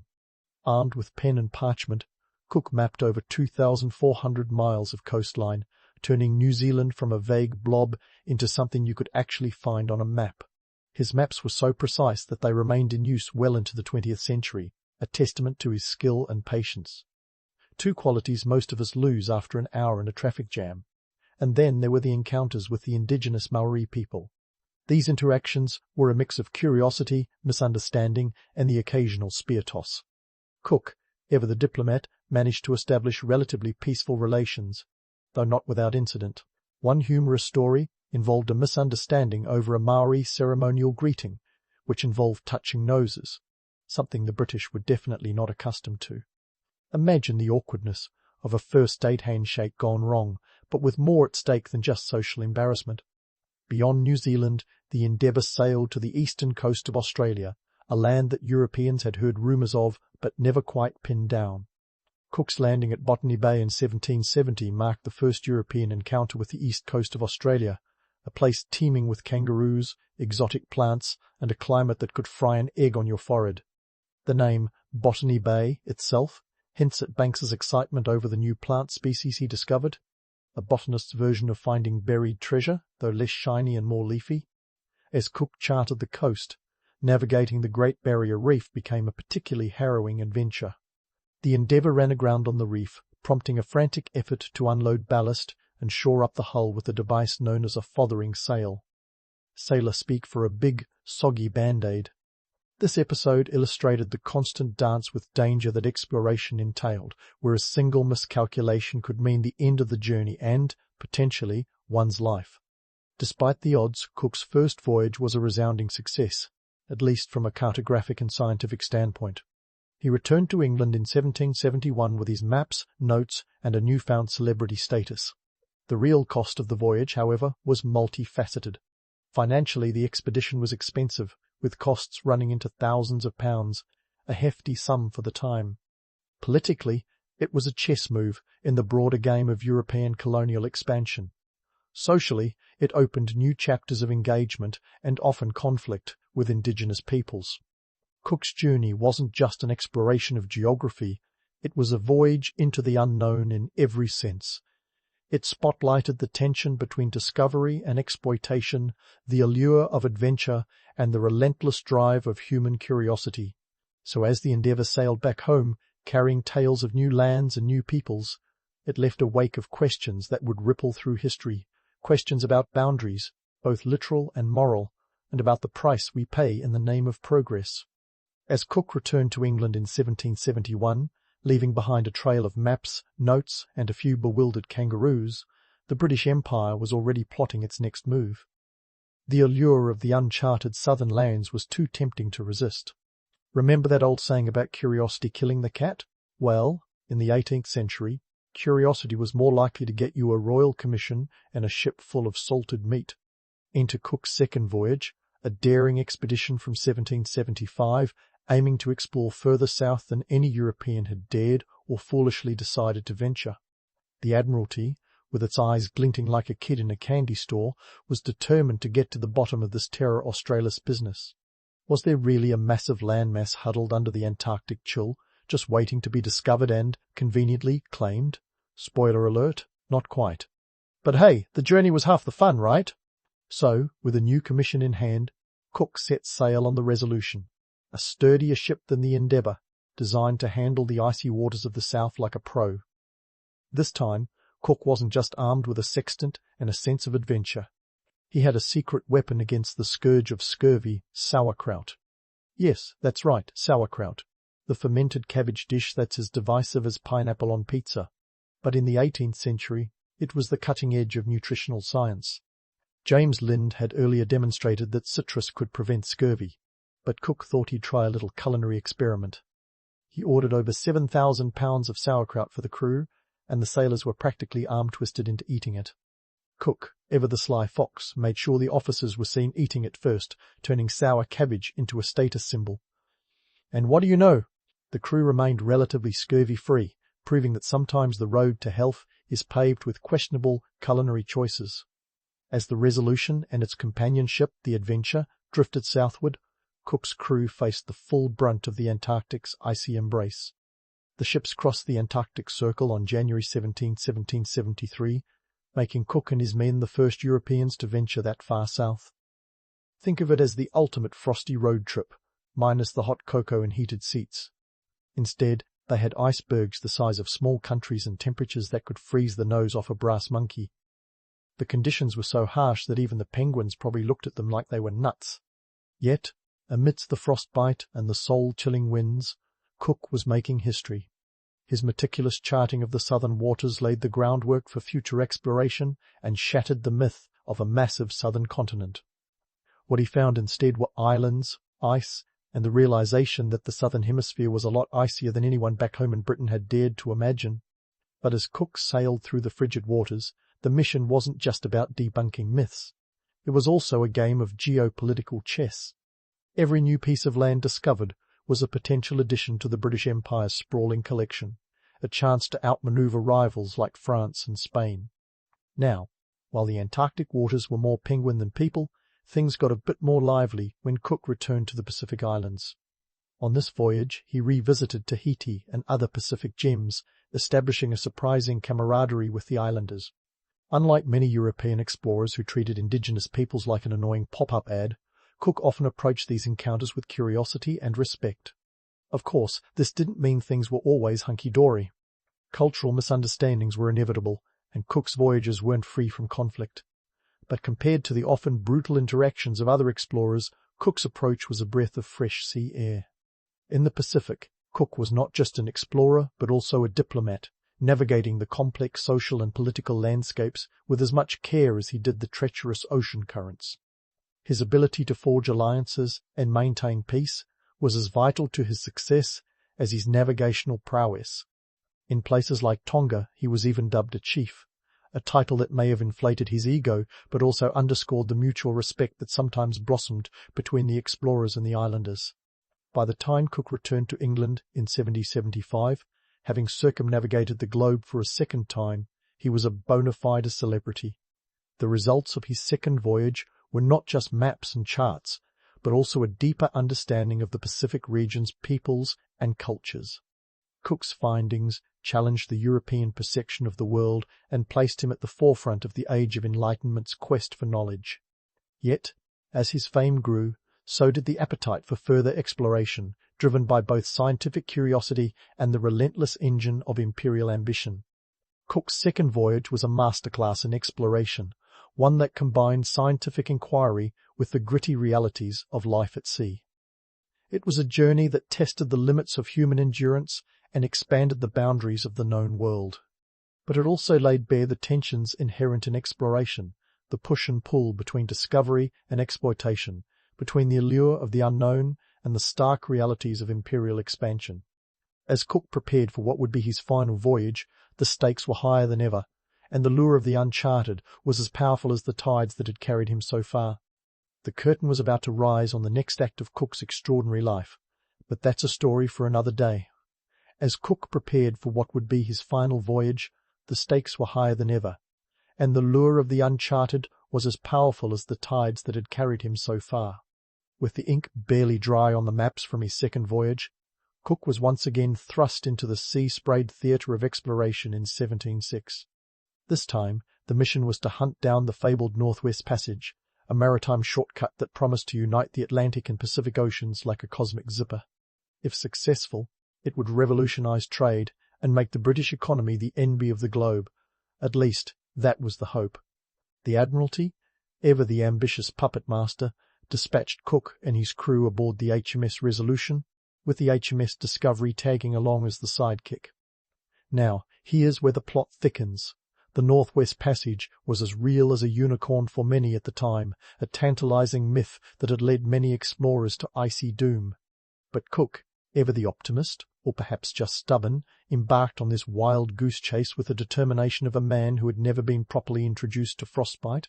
The voyage took Cook to the Pacific Northwest, a region as mysterious to Europeans as a teenager's internet history. Along the way, Cook and his crew made a pit stop in Hawaii, which they initially stumbled upon in 1778. The islands, lush and vibrant, were a stark contrast to the icy wastelands they were supposed to navigate. Here, Cook's arrival was no ordinary affair. To the native Hawaiians, Cook was perceived as a figure of divine significance, possibly even the incarnation of the god Lono, who was celebrated during the annual Makahiki festival. Talk about arriving with a celestial bang. You might think being mistaken for a god would be a sweet gig, but it came with its own set of divine expectations and celestial pitfalls. The Hawaiians showered Cook with gifts and honors, a VIP treatment that would have made a rock star blush. But here's the kicker. Cook's godlike status was precariously balanced on a cultural tightrope. The honeymoon period soon faded as the realities of cultural misunderstandings and resource strain began to sour the initial euphoria. After leaving Hawaii, Cook continued his quest for the Northwest Passage, reaching as far north as the Bering Strait. The icy conditions were about as welcoming as a porcupine at a balloon party. Faced with impassable ice and the onset of winter, Cook was forced to turn back. The myth of the Northwest Passage would have to wait for another day and another intrepid soul willing to brave the frozen unknown. Returning to Hawaii in 1779, Cook's reception was far less divine. The initial enchantment had evaporated and tension simmered beneath the surface. The Hawaiians, having realized Cook was not quite the deity they initially believed, were less inclined to roll out the red carpet. Cultural misunderstandings escalated into outright conflict, with both sides wary of each other's intentions. Now, here's where history takes its tragic turn. In February 1779, a skirmish broke out after the Hawaiians took one of Cook's boats, a misunderstanding that spiraled out of control faster than a soap opera plot twist. Cook, attempting to resolve the situation, marched into the fray with the confidence of a man who'd solved such issues before. But this wasn't just another diplomatic hiccup, it was a collision of worlds. In the ensuing chaos, Cook met his end on the shores of Kealakekua Bay, a dramatic fall from grace for the once celebrated explorer. His death was the ultimate clash of cultures, a grim reminder that the romanticized image of exploration often obscures the harsh realities of human conflict. The crew, reeling from the loss of their captain, had to regroup and navigate their return to England without their seasoned leader. Cook's death marked the end of an era, both for the man himself and for the age of exploration he embodied. It was a sobering moment, a reminder that even the greatest explorers are mortal, subject to the same frailties and misunderstandings as the rest of us. The legacy of Cook's voyages is a tapestry woven with threads of discovery, conflict, and the relentless pursuit of knowledge. In the end, the myth of James Cook as the quintessential discoverer is both enriched and complicated by the reality of his interactions with the indigenous peoples he encountered.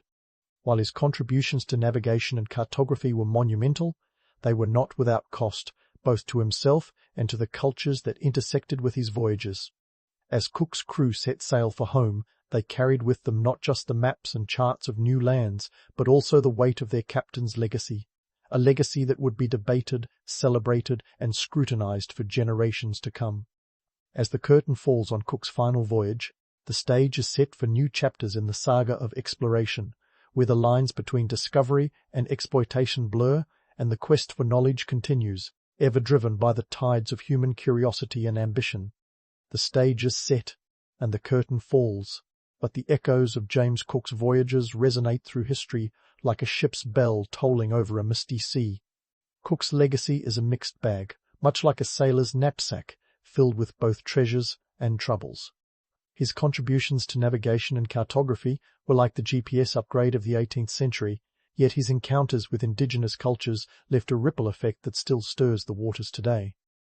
Let's start with the myths. Cook is often painted as the gallant discoverer who brought civilization to the untamed corners of the world. In truth, many of these discoveries were already home to thriving societies with rich cultural tapestries. Take Hawaii, for example, where Cook's arrival was initially interpreted through the lens of local mythology. Some Hawaiians believed he was the god Lono, but this celestial gig was temporary, unravelling as quickly as a poorly tied knot. Cook's repeated visits and the strain on resources led to a tragic unravelling of relations, culminating in his untimely demise. What about the maps, you ask? Well, Cook's charts were as precise as a Swiss watch, vital for seafarers who, until then, might as well have been navigating with a blindfold. His mapping of New Zealand's coastline covered a staggering 2,400 miles, a feat that would challenge even the most dedicated Google Maps enthusiast. Yet, this precision came at a cost. The expansion of the British Empire into these newly charted territories often led to the marginalisation and displacement of indigenous populations. The romantic image of exploration was often a mask for colonial ambitions, a reality as bitter as the ship's daily ration of hardtack. Cook's voyages were also economic ventures. The allure of new trade routes and resources was the carrot dangling before the British Crown. With the global economy as hungry for expansion as a teenager at an all-you-can-eat buffet, Cook's discoveries were seen as keys to unlock new markets. However, while the empire's coffers jingled with newfound wealth, the local economies of the areas Cook charted were often disrupted, their traditional ways upended like a ship caught in a storm. Politically, Cook's expeditions were chess moves in the grand game of imperial expansion. Each newly mapped island was a pawn in the broader strategy to outmaneuver European rivals like France and Spain. The quest for Terra Australis and the elusive Northwest Passage were driven as much by geopolitical rivalry as by scientific curiosity. And while Cook didn't find the mythical southern continent or a shortcut to the Orient, his voyages did succeed in extending Britain's influence across the globe, painting the world map with streaks of Union Jack red. In examining the long-term effects of Cook's voyages on indigenous cultures, we see a legacy of both cultural exchange and cultural erosion. Places like Australia and New Zealand, where Cook's flags were planted, saw profound changes. The introduction of European diseases, to which indigenous peoples had no immunity, decimated populations faster than you can say smallpox. Meanwhile, the imposition of European social structures and land use practices often clashed with traditional ways of life, leading to tensions that simmer to this day. Yet, amidst these darker realities, Cook's story continues to captivate the modern imagination. Perhaps it's the sheer audacity of his voyages, the idea of sailing into the unknown with little more than the stars to guide you. Today, his life is the subject of countless books, documentaries, and even a few pub quizzes. The romantic notion of the explorer, brave, curious, and slightly mad, still holds sway, even as we peel back the layers of myth to reveal the complexities beneath. So, what lessons can we learn from James Cook's adventures? For one, exploration is a double-edged sword. It can lead to discovery and innovation, but it can also bring exploitation and conflict. Cook's life is a stark reminder of the power and peril of human ambition. His voyages pushed the boundaries of the known world, but they also highlight the need for empathy and understanding when worlds collide. Cook's legacy is not just etched in the annals of history, but also in the hearts and minds of those who follow in his wake, whether you see him as a hero of navigation or a harbinger of colonialism, or perhaps a bit of both. His story is a testament to the complexity of human endeavour. It's a tale where romance meets reality, where the quest for knowledge is as fraught with peril as it is with promise. As we navigate our own modern seas, be they literal or metaphorical, it's worth remembering the lessons of Cook's time at the helm. In the vast ocean of history, His voyages are a reminder that progress is often a tempestuous journey, one that requires both courage and caution. And as we steer our own course through the uncharted waters of today, we can look to Cook's legacy as a compass, guiding us towards a future where exploration is tempered with respect and understanding. Sun Tzu didn't pop out of the womb clutching a copy of The Art of War, but you might say he was born into chaos, the kind that makes you either a master strategist or a historical footnote. It was the 5th century BCE, and China was having a bit of a rough patch. Think of it as the Game of Thrones without the dragons, but with just as many power-hungry factions. This was the Eastern Zhou period, a time when the Zhou dynasty hung on by a thread, while the region was carved up into what historians, with a flair for understatement, call the Warring States. Nearly 100 of these states couldn't wait to throw down with each other. It was a survival of the fittest, and Sun Tzu had a front row seat. Now, Sun Tzu wasn't just some guy with a catchy name. He was a product of this tumultuous world, a world where political backstabbing was as common as morning tea. The Zhou kings had about as much power as a paper tiger, which is to say, not much. Meanwhile, local lords were busy fortifying their territories, each dreaming of dominating the others. It was like a never-ending family reunion where everyone forgot to bring the pie, but remembered to bring the swords. In this mess, Sun Tzu emerged not as a solitary genius scribbling away in a hermit's hut, but as a practical thinker shaped by his times. He was born in the state of Qi, a place known for its intellectuals and strategists. Qi was one of the few states that understood the value of a good brain over mere brawn. And thank the heavens for that, because if everyone had just been swinging swords, we might never have gotten The Art of War. But let's not get ahead of ourselves. Before Sun Tzu could pen his famous work, he had to prove his mettle in the real world. His big break came when the state of Wu, led by King Helü, decided it needed someone who could outthink and outmaneuver its rivals. Wu was like the scrappy underdog in a kung fu movie, surrounded by larger and more powerful states. Enter Sun Tzu, the man with a plan, or rather 13 of them, as his book eventually outlined. Now, here's where things get spicy. King Helü, understandably skeptical of this new strategist, decided to put Sun Tzu to the test. The king handed over his concubines for Sun Tzu to train into a military unit. Yes, you heard that right. This wasn't your typical military exercise. It was more like a reality TV show with a historical twist. Sun Tzu divided the women into 2 groups and appointed the king's favorite concubines as leaders. When the women giggled and failed to follow orders, Sun Tzu didn't just shrug it off. He reportedly had the leaders executed. Harsh? Absolutely. But he made his point. Discipline was non-negotiable. Despite, or perhaps because of, these drastic measures, Sun Tzu's strategies caught on. His ideas weren't just about winning battles. They were about understanding the mind of the opponent, using deception, and knowing when to fight and when to flee. He advocated for winning without fighting, which, if you think about it, is the ultimate life hack. Why sweat it out when you can outsmart your way to victory? The Art of War became a hit, not because it was filled with cryptic wisdom, but because it was a practical guide to navigating the ruthless world of the warring states. It was the survival manual everyone needed but didn't know they wanted. And while Sun Tzu the man may have been lost to time, his ideas lived on, influencing military leaders from Napoleon to Eisenhower. But let's debunk a myth or two while we're here. Sun Tzu is often portrayed as a lone genius, a sage perched high above the battlefield. In reality, he was a man of his era, plugged into the political and social currents that surrounded him. He didn't invent warfare, but he sure did refine it. And while it's tempting to picture him as some kind of ancient Yoda, the truth is, he was more like a shrewd CEO who knew how to play the long game. So, as you drift off, think about Sun Tzu, not as a mystical figure from the mists of time, but as a savvy strategist who understood that in a world where everyone wants to be king, the real power lies in knowing when to roll the dice and when to hold your cards close. Sweet dreams of strategic conquests and ancient wisdom, my friends. And speaking of strategic conquests and ancient wisdom, let's dive deeper into the mind of our master strategist Sun Tzu and his most famous work, The Art of War.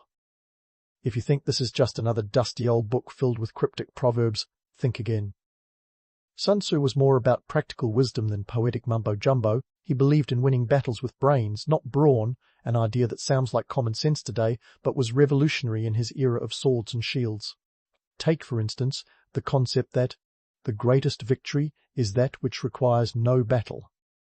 Now, if you're imagining Sun Tzu as some kind of ancient pacifist, slow your roll. This wasn't about avoiding conflict altogether, it was about avoiding unnecessary conflict. Sun Tzu's strategy was all about outsmarting the enemy before the first arrow was loosed. He advised on using spies, strategic positioning, and psychological warfare to weaken an opponent's resolve before the fighting even began. It's like beating your rival chess player by making them think you've already won the game before the match starts. To see this in action, let's zoom into the Battle of Guiling in 354 BCE. Here, the state of Qi and the state of Wei were locking horns, classic warring states drama. The Qi strategist, Sun Bin, who was a disciple of Sun Tzu's teachings, decided to pull a fast one. Instead of launching a full frontal assault, Sun Bin opted for a strategic retreat to lure the Wei forces into a trap. Picture this. The Wei army, thinking they had Qi on the run, charged forward, only to be caught in a perfectly planned ambush. Sun Bin had essentially set the chessboard, and Wei walked right into checkmate without realizing it. That's Sun Tzu's philosophy in action, winning without the mess of a drawn-out battle. Now, let's not pretend every warlord got the memo on Sun Tzu's strategies. Throughout history, many have hilariously misapplied his teachings, with results that are more Three Stooges than 300. Take the state of Chu, which attempted to use deception as per Sun Tzu's advice, only to deceive themselves into believing they were more powerful than they actually were. They overextended their armies, thinking their sheer numbers would intimidate the enemy. A classic rookie mistake. Sun Tzu would have face-palmed so hard.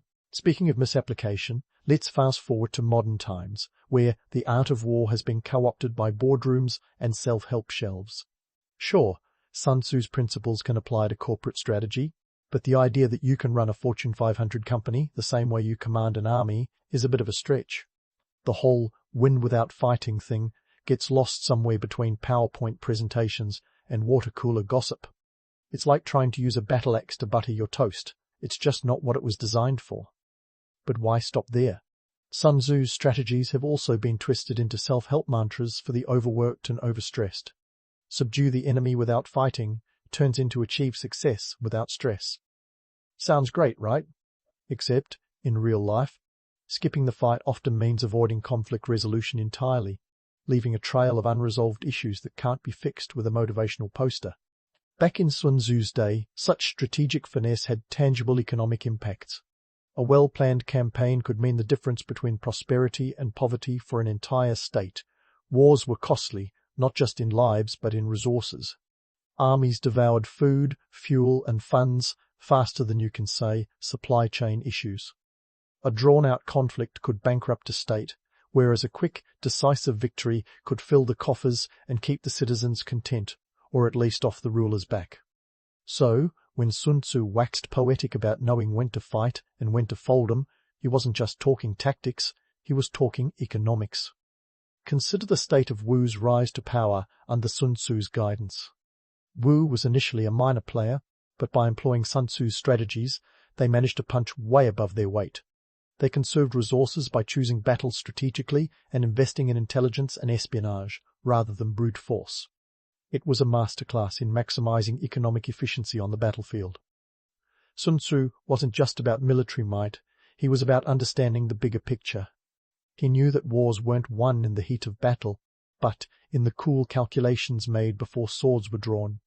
It's this emphasis on preparation and forethought that has kept the art of war relevant for over 2 millennia. That, and it's just really fun to quote during heated Monopoly games, but let's not get carried away romanticizing Sun Tzu as some kind of military messiah.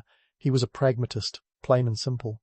His strategies were born from necessity, shaped by the harsh realities of a world where power was the only currency that mattered. In a land riddled with conflict, Sun Tzu's ideas were not just clever, they were essential. His legacy is not about glorifying war, but about understanding its grim realities and navigating them with wisdom and cunning. So there you have it, Sun Tzu, the man who taught us that sometimes the best way to win is to not play the game at all, or at least not the way everyone else expects. His strategies echo through history, reminding us that the sharpest sword is the one still in its sheath, wielded only with purpose and precision. Stay tuned, because there's plenty more to uncover in the world of Sun Tzu. So, let's leave behind the bustling streets and political chessboard of ancient China and hop across the East China Sea to Japan and Korea, where Sun Tzu's strategies would eventually make their mark. If you think Sun Tzu's art of war was just collecting dust on a shelf somewhere, think again. Over the centuries, his ideas stealthily infiltrated these lands, like a well-placed ninja slipping through the shadows, only with fewer shurikens and more scrolls. Now, picture Japan during the Sengoku period, a time when the land of the rising sun was more like the land of constant turmoil. From the mid-15th to the early 17th century, Japan was a patchwork quilt of feuding daimyo, or warlords. These guys loved a good fight, but they also loved a good strategy even more. Enter the samurai, those legendary warriors with their katana and code of honor. They were the rock stars of feudal Japan, and like any good rock star, they needed a killer set list. Sun Tzu's art of war was just the ticket. Now, here's the kicker. While Sun Tzu advocated for cunning over clashing, the samurai were often more interested in a good old-fashioned showdown. You'd think Sun Tzu would have been the ultimate samurai coach, whispering in their ears, "Deception is your friend," but many samurai were more about the grand gesture than the sneaky maneuver. Honor was paramount, and sometimes that meant charging into battle head first, which must have made Sun Tzu roll his eyes from the beyond. After all, Sun Tzu's mantra was about winning with minimal bloodshed, while the samurai were out here choreographing duels like they were prepping for the latest Kurosawa film. And then there's the ninja, those shadowy figures who seem to have skipped the day Sun Tzu was teaching, subdue the enemy without fighting. These covert agents were all about stealth and surprise, sure, but they also loved a bit of theatrical flair. Sneaking around in the dead of night, they employed deception, espionage, and sometimes even pyrotechnics, making them the rock stars of the espionage world. While Sun Tzu would have approved of their use of deception, the whole hide-in-plain-sight thing might have seemed a bit extra to him. But hey, even master strategists need a little drama, right? Meanwhile, over in Korea, Sun Tzu's ideas also started to trickle in, albeit with a bit more subtlety. During the Joseon dynasty, which began in the late 14th century, Korean military leaders began to study the art of war in earnest, weaving its lessons into their own strategic playbook. The Koreans were particularly fond of Sun Tzu's emphasis on intelligence and terrain, focusing on the lay of the land to outmaneuver foes. They might not have had ninjas or samurai, but they had plenty of their own strategic masterminds ready to put Sun Tzu's teachings to the test on Korea's mountainous terrain. But let's not pretend Sun Tzu's influence stopped at the Asian continent. His teachings were like an ancient meme, spreading across oceans and centuries, even finding a cozy spot in Western military thought. By the time the 18th century rolled around, European military leaders were quoting Sun Tzu like he was the latest military influencer. You had folks like Napoleon Bonaparte who couldn't get enough of this ancient strategist. Napoleon was known for his swift, decisive victories, and while he never explicitly credited Sun Tzu, you can't help but see the parallels. Blitzkrieg-style warfare? Yeah, Sun Tzu might have given a knowing nod. But not everyone got it right. Take the Crimean War in the 1850s, where both sides seem to have skipped the chapter on preparation and intelligence. The infamous Charge of the Light Brigade? A classic case of what happens when you forget to read the fine print in Sun Tzu's playbook. The result was a disaster that left historians shaking their heads and Sun Tzu face-palming from the afterlife. And let's not overlook the laughably literal interpretations of Sun Tzu's teachings that occasionally cropped up. In World War I, trench warfare was the name of the game, and the idea of fighting without fighting went out the window faster than a trench rat. Commanders dug in, waging a war of attrition that Sun Tzu would have found both fascinating and horrifying. The notion of winning without fighting seemed to have been lost in the mud and mire of the Western Front, replaced by a brutal stalemate that cost millions of lives. Meanwhile, in World War II, Sun Tzu's strategies were again at play, albeit with varying degrees of success. The Germans, with their blitzkrieg tactics, seemed to channel Sun Tzu's principles of speed and surprise. But then you had events like D-Day, where the element of surprise was crucial, yet not quite in the way Sun Tzu might have envisioned. The Allies launched the largest amphibious assault in history, and while it was a strategic masterpiece in its own right, it was hardly a win-without-fighting scenario. Still, You can't help but wonder if Sun Tzu would have appreciated the sheer audacity of it all. And let's not forget the Cold War, where Sun Tzu's influence took on a whole new dimension. Here was a conflict that was all about winning without a direct fight. A decades-long chess match where the pieces were nuclear warheads and spy satellites. The superpowers danced around each other like wary cats, each trying to outmaneuver the other without triggering mutual destruction. Sun Tzu's emphasis on psychological warfare and intelligence gathering seemed tailor-made for this new kind of conflict, and his ideas were embraced with gusto by strategists on both sides of the Iron Curtain. Sun Tzu's work even found its way into corporate boardrooms, where CEOs wielded the art of war like a sacred text, as if running a business was just a bloodless form of warfare. The idea that you could outmaneuver your competition not with swords but with spreadsheets became a bizarre twist on Sun Tzu's ancient lessons. The result? A generation of business leaders quoting Sun Tzu in meetings, even if they'd never set foot on a battlefield. But hey, who wouldn't want to be the Sun Tzu of supply chains and quarterly profits, right? In the end, Sun Tzu's strategies have traversed continents and centuries, influencing warriors and businessmen alike. From the theatrical samurai to the corporate strategist with a flair for the dramatic, Sun Tzu's have been adapted, misapplied, and sometimes even misunderstood. But through it all, they've remained a testament to the power of cunning over chaos, a reminder that sometimes the best way to win is to think 2 steps ahead and maybe throw in a smoke bomb for good measure. So as we continue our journey through the legacy of Sun Tzu, remember this: whether you're wielding a sword, commanding an army, or just trying to survive a Monday morning meeting, the strategies of a long-dead Chinese general might just be your best ally, or at least make you look really cool in the process. Stay tuned, because Sun Tzu's influence is far from over, and there's plenty more to unravel in this timeless tale of strategy, subterfuge, and survival. In the grand tapestry of Sun Tzu's legacy, we've woven through tales of cunning strategies and dramatic misapplications. But let's hit pause on the globe-trotting tour to zero in on the gritty realities of Sun Tzu's own era. Picture this: the 5th century BCE, a time when warfare was as much about logistics as it was about lopping off heads. The Warring States period wasn't just about who could swing a sword the hardest, it was about who could afford to swing it at all. War, as any accountant will tell you, is expensive. We're talking about the kind of costs that would make even the most seasoned CFO break into a cold sweat.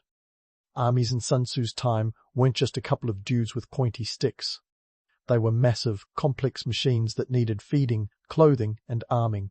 And let's not forget the upkeep of horses, the ancient equivalents of tanks, which required a small fortune in fodder and care. A single campaign could drain the coffers faster than you can say fiscal irresponsibility. For a bit of perspective, consider the state of Qi. Around 500 BCE, Qi was known for its strategic prowess, but it was also notorious for its hefty military spending. A single campaign could cost thousands of gold pieces, a sum that could otherwise fund infrastructure, trade, or, imagine this, please, even the wealthiest states had to think twice before engaging in prolonged warfare. Sun Tzu, ever the frugal strategist, understood this all too well. Enter espionage and deception, the ancient world's answer to budget cuts and efficiency drives.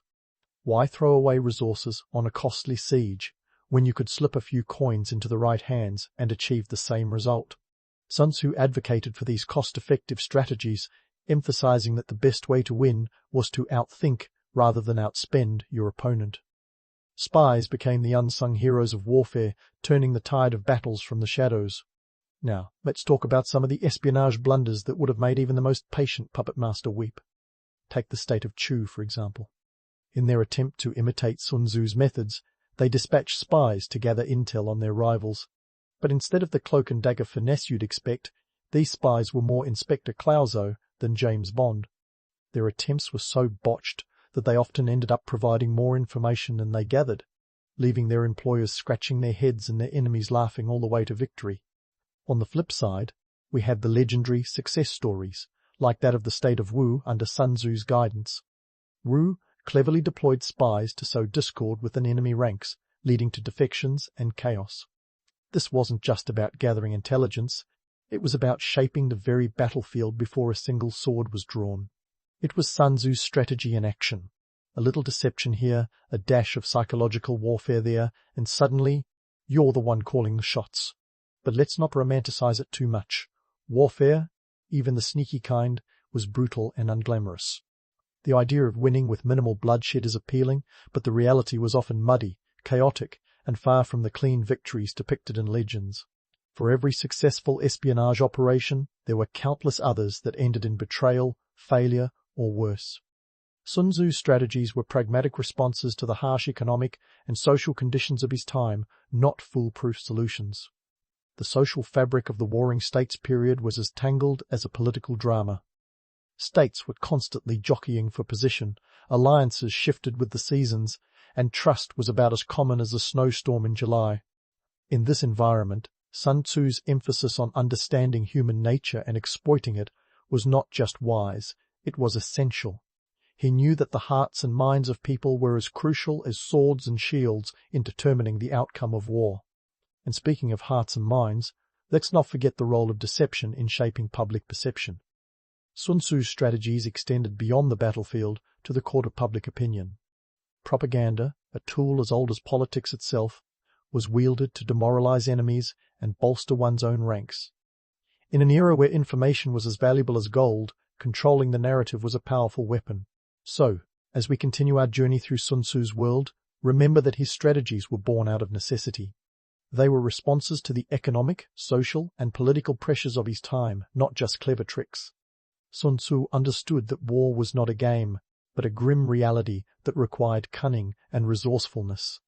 His legacy is a testament to the power of strategy over brute force, a reminder that sometimes the best way to win is not to fight at all, at least not in the way your enemy expects.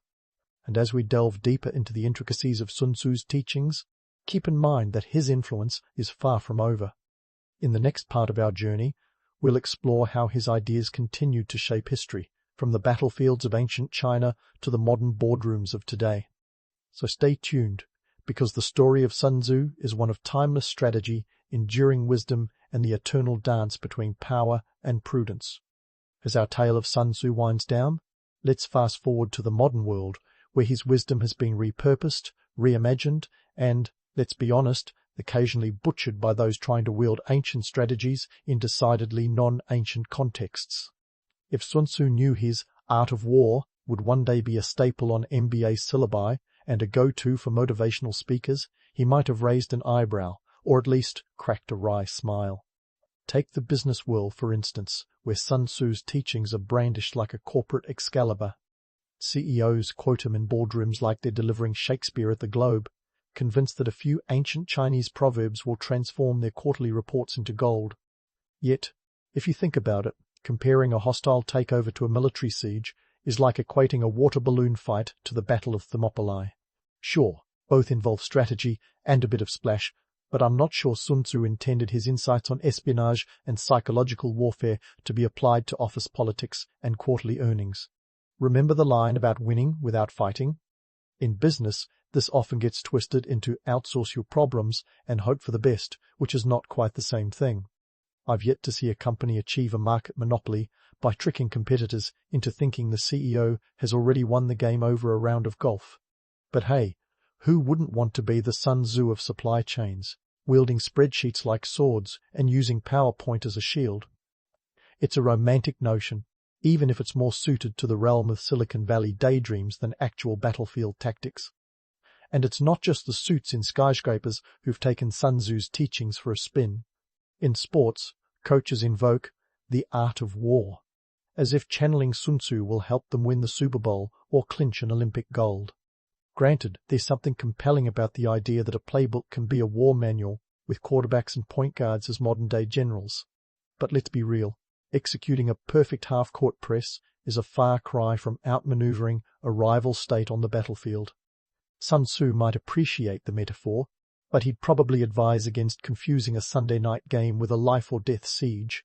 Yet, beneath the corporate jargon and sports metaphors, there's a reason Sun Tzu's principles have endured.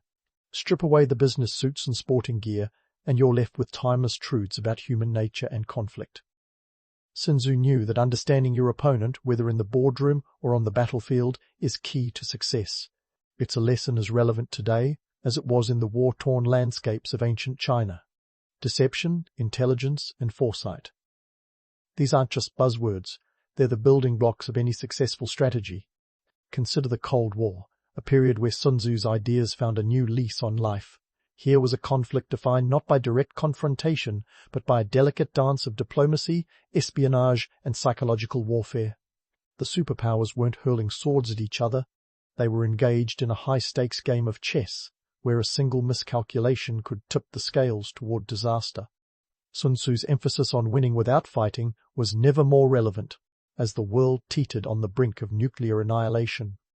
Yet, it's important to remember that not all of Sun Tzu's wisdom translates seamlessly to modern contexts. The romanticized notion of the lone genius, the strategist who sees all and knows all, is as much a myth as it is reality. Sun Tzu was a product of his time, a man shaped not just by his own brilliance, but by the economic and social forces of the warring states period. He understood that wars were won not just by generals, but by the societies that supported them, by the farmers who fed the armies, the craftsmen who forged their weapons, and the spies who gathered their intelligence. And speaking of intelligence, let's not overlook the enduring allure of espionage. In the world of covert operations, Sun Tzu's strategies have inspired generations of spies, from the shadowy agents of the OSS to the gadget-wielding operatives of MI6. The idea of winning wars from the shadows, of shaping the battlefield before the first shot is fired, is a testament to the power of information over brute force. It's a reminder that in the grand theatre of conflict, the true power often lies not in the hands of the warriors, but in the minds of those who plan and plot behind the scenes. So, as we wrap up our journey through Sun Tzu's world, let's remember that his legacy is not about glorifying war or romanticizing conflict. It's about understanding the complexities of human nature and the realities of a world where power is the ultimate currency. In a time when wars are fought with drones and data, where the battlefield is as often virtual as it is physical, Sun Tzu's insights into strategy and conflict remain as relevant as ever. His teachings remind us that the greatest victories are those won with cunning and foresight, where the sharpest sword is the one still in its sheath. As you drift off to sleep, pondering the ancient wisdom of a long-dead general, keep in mind that the strategies of Sun Tzu are not just relics of the past, they are guides for navigating the challenges of today. Whether you're facing a boardroom battle or a Monday morning meeting, the art of strategy and subterfuge is as potent a tool now as it was 2,000 years ago. Sweet dreams of strategic conquests and ancient wisdom, my friends. And remember, in the game of life, sometimes the best move is not to play at all, or at least not the way everyone expects. If there's one thing the ancient Egyptians could do better than anyone, it was their ability to think big. And by big, I mean, let's build a massive stone triangle in the desert and fill it with treasure, kind of big. Their obsession with immortality was so strong, it makes today's anti-aging creams look like child's play. The Egyptians were convinced that the afterlife was just another step in a grand adventure, and who doesn't want a journey in style? But we're not just talking about a journey with a carry-on bag, we're talking about a full-blown, first-class ticket to eternity, complete with a pyramid that screamed, "I was here and I plan to stay." Let's rewind to around 2630 BCE, when the Egyptians decided to up their architectural game with the step pyramid of Djoser. This was the brainchild of Imhotep, the original Renaissance man, long before the Renaissance was even a twinkle in history's eye.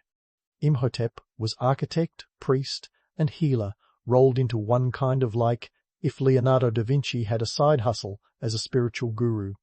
Under Pharaoh Djoser, Imhotep took the idea of a mastaba, which was essentially just a glorified brick bench for the dead, and stacked it into the first ever pyramid. 6 steps of limestone, reaching approximately 62 meters into the sky, signaling to all the world, we've got afterlife real estate, and we're not afraid to flaunt it. Fast forward to the 4th dynasty, and into the big leagues with the Great Pyramid of Giza. Built around 250 25/6L BCE, this thing is the showstopper, the Grammy winner of pyramids. Standing at an original height of 106.6 meters, it was the tallest man-made structure in the world for over 3,800 years. That's like the Eiffel Tower holding the record until last week. Built for Pharaoh Khufu, The Great Pyramid was an engineering marvel, requiring an estimated 2.3 million blocks of stone, each weighing between 2.5 and 15 tons. They didn't have cranes or trucks, so they relied on elbow grease, sleds, and a lot of very motivated workers who likely got paid in beer. Yes, beer. It was the ancient equivalent of getting a Starbucks gift card for working overtime. Now, you might be wondering, what was it about these pyramids that made them the ultimate retirement plans for pharaohs? Well, in a nutshell, Egyptians viewed death as more of a pit stop than an endpoint. They believed in a heavenly afterlife called the Field of Reeds, where the beer flowed like the Nile and the partying never stopped. But to get there, your soul had to pass through some pretty gnarly trials, and your body needed to remain intact. This is where the pyramids came in. They were essentially fortresses against time and tomb raiders, ensuring that the pharaoh's ka, or life force, could kick back in the afterlife without a care in the world. Of course, building these stone behemoths wasn't just about spiritual beliefs. It was also a massive flex of power and wealth. Imagine the political clout of saying, "I'm building a structure so grand that it'll be the talk of the planet for millennia." These pyramids were the ultimate statement pieces. They said, "We're in charge, we're rich, and we're not going anywhere." Plus, they employed thousands of workers, from skilled artisans to laborers, not to mention the scribes who had to keep track of all the logistics. Talk about job creation. But let's not get too carried away by the romantic notion of a civilization united in purpose. There were no labor unions, no health insurance, and definitely no weekends off. The majority of the workers were likely conscripted peasants. Imagine your boss telling you to drop everything and go build a gigantic tomb in the desert for the next couple of decades. Yet, despite the harsh realities, the pyramids were completed with remarkable precision. The Great Pyramid, for instance, is aligned with incredible accuracy to the cardinal points, a feat that makes one wonder if the ancient Egyptians had GPS before it was cool. So why stick someone in a giant stone triangle, you ask? Well, aside from the spiritual and political reasons, there was also the practical aspect of preservation. The dry Egyptian climate and the scale of construction meant that these tombs were more likely to survive the ravages of time. And let's be honest, if you're going to spend eternity somewhere, you'd want it to be in a place that's not going to collapse on you after a couple of centuries. In the end, these pyramids were the ancient world's version of a skyscraper, a towering testament to human ambition, divine aspiration, and the belief that some things, like a pharaoh's legacy, should last forever. While today we might shake our heads at the sheer extravagance of it all, back then a pyramid was more than just a pile of rocks in the sand. It was the ultimate status symbol, a celestial gateway, and a testament to a civilization that dared to dream big. And really, who among us wouldn't want a little slice of immortality? And speaking of human ambition, let's take a closer look at the mind-boggling logistics behind these ancient wonders. Imagine herding cats. Only the cats are 2.3 million limestone blocks, each weighing about as much as a couple of elephants. The Egyptians pulled off this feat with a workforce of around 20,000, not slaves, as Hollywood would have you believe, but mostly free laborers who were likely farmers during the off-season. Picture it as the ultimate side hustle. When you're not growing grain, you're laying down stone for a pharaoh's eternal abode. You see, the myth of slave-driven pyramid construction is about as accurate as a politician's promise. In reality, these workers were organized in teams called files, a bit like ancient project management groups, each responsible for specific tasks. They had supervisors, a hierarchy, and even a rudimentary form of healthcare. Archaeological evidence, like workers' villages and graffiti, suggests that these folks were more akin to a medieval guild than a chain gang. And their motivation? A mix of civic duty, religious devotion, and, of course, a steady ration of bread and beer. Yes, beer. The original liquid motivation. Forget about coffee breaks. These workers got daily beer breaks, making it the ancient equivalent of a well-stocked office pantry. Now, let's tackle the nuts and bolts, or in this case, the sands and stones of pyramid construction. Moving a 2-ton block without modern machinery is the kind of logistical nightmare that would send any project manager running for the hills. But not the Egyptians. They used sleds to drag the blocks over wet sand, reducing friction and making it a surprisingly efficient process. Recent experiments have shown that lubricated sand can cut the required force by half. It's a trick as old as time. Just add water and everything slides smoothly. But wait, there's more. These ancient engineers also built a series of ramps. Theories abound: straight ramps, zigzag ramps, circular ramps, but the consensus is that ramps were crucial. Imagine building a giant ramp to the sky, each block dragged up inch by inch, a Sisyphean task on steroids. Some ramps may have been integrated into the pyramid itself, disappearing as the structure rose higher. It's like the ultimate disappearing act, where the stage is made of stone and the magician is a team of sweaty labourers. As for the tools, forget about laser levels and power drills. The Egyptians worked with copper chisels, stone hammers, and wooden mallets. These tools sound primitive, but in skilled hands they were remarkably effective. Copper may not be steel, but it got the job done, like using a butter knife when you need a steak knife. And the precision? The Great Pyramid's base is almost perfectly level, off by just a few centimetres. Considering that they didn't have GPS or even a decent map, that's a level of accuracy that makes you question if aliens really were involved. Spoiler, they weren't. The labour force was housed in nearby villages, complete with homes, bakeries, breweries, and even medical facilities. These weren't just makeshift camps, they were bustling communities. Workers' diets were surprisingly decent, lots of bread, fish, and those ever-important beer rations. It was a life of hard work, yes, but not devoid of humanity. They lived in organised quarters, and the presence of medical care suggests a concern for worker welfare that might put some modern workplaces to shame. Who knew ancient Egypt had the HR department's back? Economically, the pyramid projects were a colossal investment. The pharaohs poured resources into these monumental tasks like there was no tomorrow, and for them there wasn't. It was all about securing that sweet spot in the afterlife. These projects weren't just about bricks and blocks. They were about political power, divine favour, and economic stability. Employing thousands created a sense of unity and purpose, a national project that doubled as a form of wealth redistribution. Forget tax rebates. Building the pharaoh's tomb was the ancient equivalent of a government stimulus package, complete with job creation and an impressive GDP boost. But let's not gloss over the darker realities. While the romance of pyramid building is undeniable, the conditions were harsh. Heat, dust, and backbreaking labour were the daily grind. Injuries were common, and life was, well, short. These pyramids were built on the backs of labourers who lived and died within the shadow of stone giants. It's a testament to human perseverance and a sobering reminder of the cost of greatness. In the end, the Egyptian pyramids were more than just tombs. They were colossal achievements of engineering, society, and belief. They stood as proof of what a civilization could accomplish when it put its collective mind to it. And while we might never fully unravel all their mysteries, one thing's for sure, the Egyptians didn't just dream big, they built bigger. We'll leave some mysteries for the next part, so stay tuned as we delve deeper into the legacy these stone titans left behind. So, as the dust settles on our last jaunt through ancient Egypt, let's pull back the curtain on the economic wizardry that made these pyramids more than just rock-solid real estate. Picture the pyramids as the ancient world's way of saying, we've got the gold, the manpower, and the divine right to build something that screams, look at me. They weren't just tombs, they were the ultimate power play.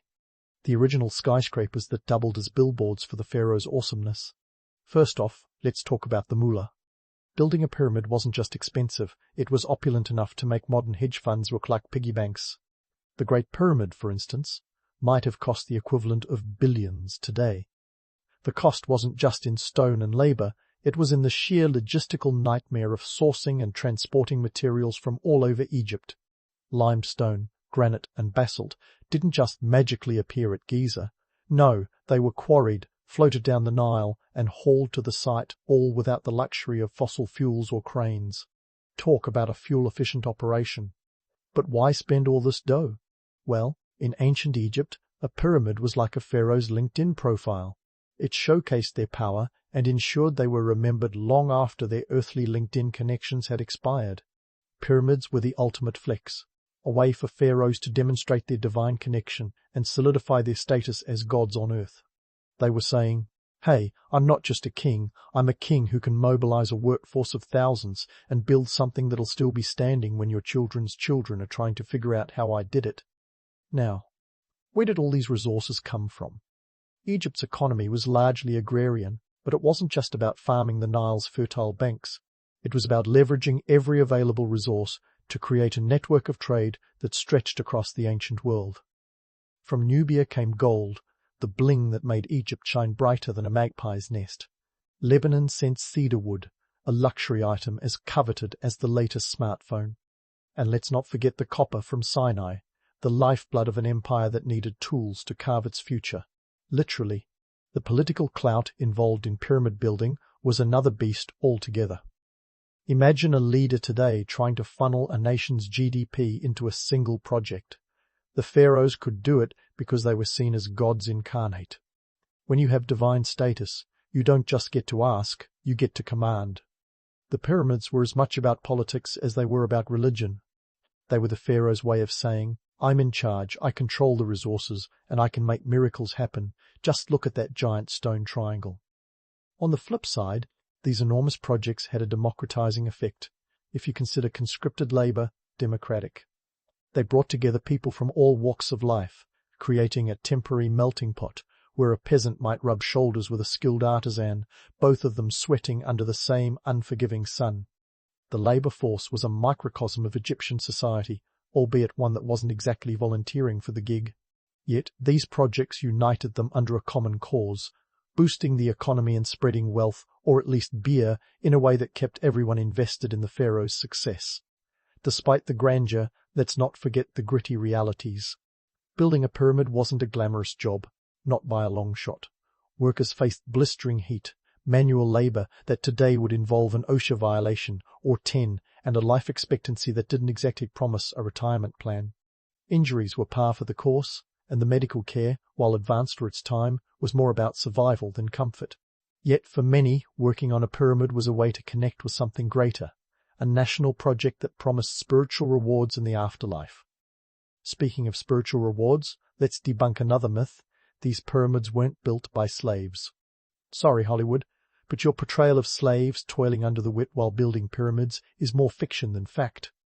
In reality, the workers were a mix of skilled laborers and conscripted farmers, organized and fed in a way that suggests a complex society with a vested interest in the pharaoh's eternal abode. They lived in planned communities, with access to food, medical care, and yes, that all-important beer. It was a project management feat that modern corporations could learn a thing or two from, minus the grueling conditions, of course. Economically, the pyramids were like an ancient version of quantitative easing. By investing in these colossal projects, the pharaohs kept the economy buzzing. Resources were extracted, goods were traded, and jobs were created on a scale that would make a Keynesian economist nod approvingly. It was a win-win, unless you were one of the workers who didn't quite make it to see the completed pyramid. But for the empire, it was a chance to redistribute wealth, keep people employed, and ensure that the pharaoh's name was etched in history. The sheer scale of these projects also meant that Egypt's infrastructure had to be up to scratch. Roads, ramps, and waterways were developed to facilitate the movement of materials, a network that not only supported pyramid construction, but also enhanced trade and communication throughout the empire. This was a civilization building its future, one massive stone block at a time. Yet, for all their grandeur, the pyramids remind us of the impermanence of power. The pharaohs built these monuments to last forever, but time had its own plans. Dynasties rose and fell, and what was once the pinnacle of human achievement became ruins, buried under sand and forgotten by all but history buffs and treasure hunters. Still, the allure of the pyramids endures, a testament to human ambition, innovation, and the eternal quest for immortality. And just like that, we've peeled back another layer of this ancient mystery. But don't think we're done yet. The pyramids are like an onion, or perhaps an artichoke, full of layers that reveal more with every peel. There's still more to uncover, from the mysteries of their construction to the secrets hidden within their stone walls. So, stay tuned as we continue to unravel the stories of these ancient titans, one fascinating fact at a time. Just when you think you've got a handle on the pyramids, along comes a fresh dose of cosmic conspiracy theories to shake up your perspective. You see, for some folks, the idea that ancient Egyptians might have built these incredible structures using sheer ingenuity and muscle doesn't quite cut it. Nope, it's got to be aliens. Because, of course, when you're staring at 2.3 million stone blocks piled with precision, the logical leap is to extraterrestrial contractors, right? Now, let's grab our tinfoil hats and get myth-busting. The idea that aliens built the pyramids is about as grounded as a flying saucer with a flat tire. This theory has been around for a while, feeding off our fascination with the unknown and the extraordinary. After all, who doesn't love a good sci-fi twist on history? But here's the kicker. There's zero evidence, zilch, nada, that suggests alien involvement. The real story is far more grounded in human grit and ingenuity. The alien theory probably stems from the sheer scale and precision of the pyramids, which are admittedly jaw-dropping. The Great Pyramid of Giza, for example, is aligned with incredible accuracy to the cardinal points. We're talking a margin of error of just 1/5th of a degree. But before you start thinking little green men were behind this architectural feat, let's talk about the Egyptians' stellar knowledge of, well, the stars. They were keen astronomers and mathematicians, and they used these skills to align their monuments with celestial bodies. No UFOs required. Then there's the allure of hidden curses. Ah, the mummy's curse. A tale of tomb raiders meeting untimely ends for daring to disturb the pharaoh's eternal slumber. It's a storyline right out of a Hollywood blockbuster, and it's been keeping audiences on the edge of their seats since Howard Carter cracked open Tutankhamun's tomb in 1922. Yet, the reality is less about supernatural retribution and more about good old-fashioned germs. Many of those who fell ill after entering tombs likely succumbed to bacteria and mold that had been stewing in sealed chambers for millennia. Not exactly the wrath of a vengeful spirit. But don't get too disillusioned. The Egyptians did have a penchant for inscribing warnings on their tombs, all part of their elaborate belief system. These inscriptions were meant to protect the deceased from any posthumous mischief. They might have sounded spooky, like the ancient equivalent of a no trespassing sign with a side of "or else," but they were more about spiritual safeguarding than hexing hapless explorers. Now, let's talk about the folks who actually put these stone behemoths together. The unsung heroes whose stories are etched in the shadows of the pyramids. Enter the workers' graffiti, the ancient equivalent of leaving your mark on history. While the pyramids themselves are pristine, the surrounding construction sites tell a different story. Scrawled on walls, you'll find messages from the laborers themselves, evidence that these were real people with real lives, not just anonymous hands in a grand construction project. These graffiti often include team names like the Friends of Khufu or the Drunkards of Menkaure. Yes, you heard that right, one of the crews dubbed themselves after their apparent fondness for a good brew. It's a reminder that the pyramid builders were human, with a sense of humour and camaraderie. Their inscriptions give us a glimpse into a world where even amidst back-breaking labour, the human spirit found a way to leave its mark. It's like finding ancient social media posts carved in stone. Beyond the graffiti, ancient papyri discovered in 2013 at Wadi al-Jaf, an ancient harbour on the Red Sea, further illuminate the logistical prowess of these builders. Known as the Diary of Mera, this papyrus details the life of a middle-ranking official responsible for transporting limestone from the Chura quarries to Giza. It's a snapshot of the daily grind behind the grandeur, revealing the meticulous organisation and planning that went into pyramid construction. Mera's diary reads like an ancient Excel spreadsheet, filled with entries about shipments, labour allocations, and daily tasks.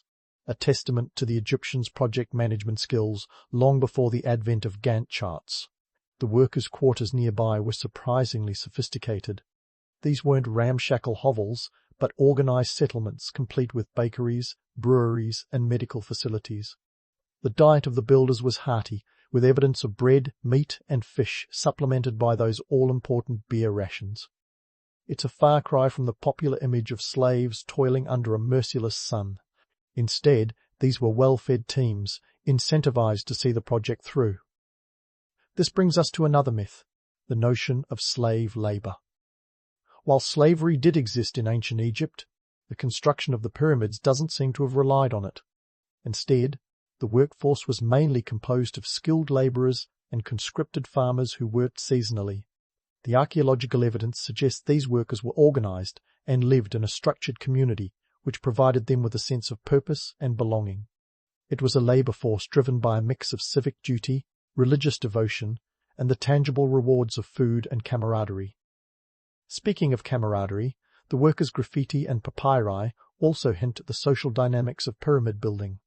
These labourers were divided into groups with distinct identities and rivalries, akin to modern-day sports teams. Their competition wasn't just about erecting a monument, it was about pride, recognition, and perhaps a bit of ancient one-upmanship. The graffiti even includes playful jabs at rival teams, which proves that even in antiquity, a little healthy competition was a powerful motivator. As we delve deeper into the realities of pyramid construction, it becomes clear that the true marvel isn't just the monuments themselves, but the people behind them. The workers' stories, etched in graffiti and chronicled in papyri, reveal a rich tapestry of human experience that challenges the simplistic and often romanticized narratives we've been fed. These weren't mindless drones or hapless slaves. They were skilled artisans, planners, and labourers who left an indelible mark on history. In the end, the pyramids are as much about the society that built them as they are about the pharaohs who commissioned them. They're a testament to human ambition, ingenuity, and the enduring quest for legacy. So while the myths of alien builders and hidden curses make for thrilling tales, the truth is far more compelling. It's a story of a civilization that dared to dream big and build even bigger, one stone at a time. As we leave behind the myths and delve further into the practicalities of pyramid construction, remember that the stones of these ancient giants hold not just the secrets of the past, but the stories of the people who shaped them. The pyramids are more than just ancient wonders. They're a colossal canvas of human history waiting to be explored and understood. So stay tuned, because there's still more to uncover in the next part of our journey through the sands of time. The pyramids, those ancient stone titans squatting in the desert, have a gravitational pull that's kept us orbiting them for millennia. While they might just be the world's most monumental "keep off the grass" signs, their allure is undeniable. These aren't just oversized tombstones. They're the architectural equivalent of a mic drop.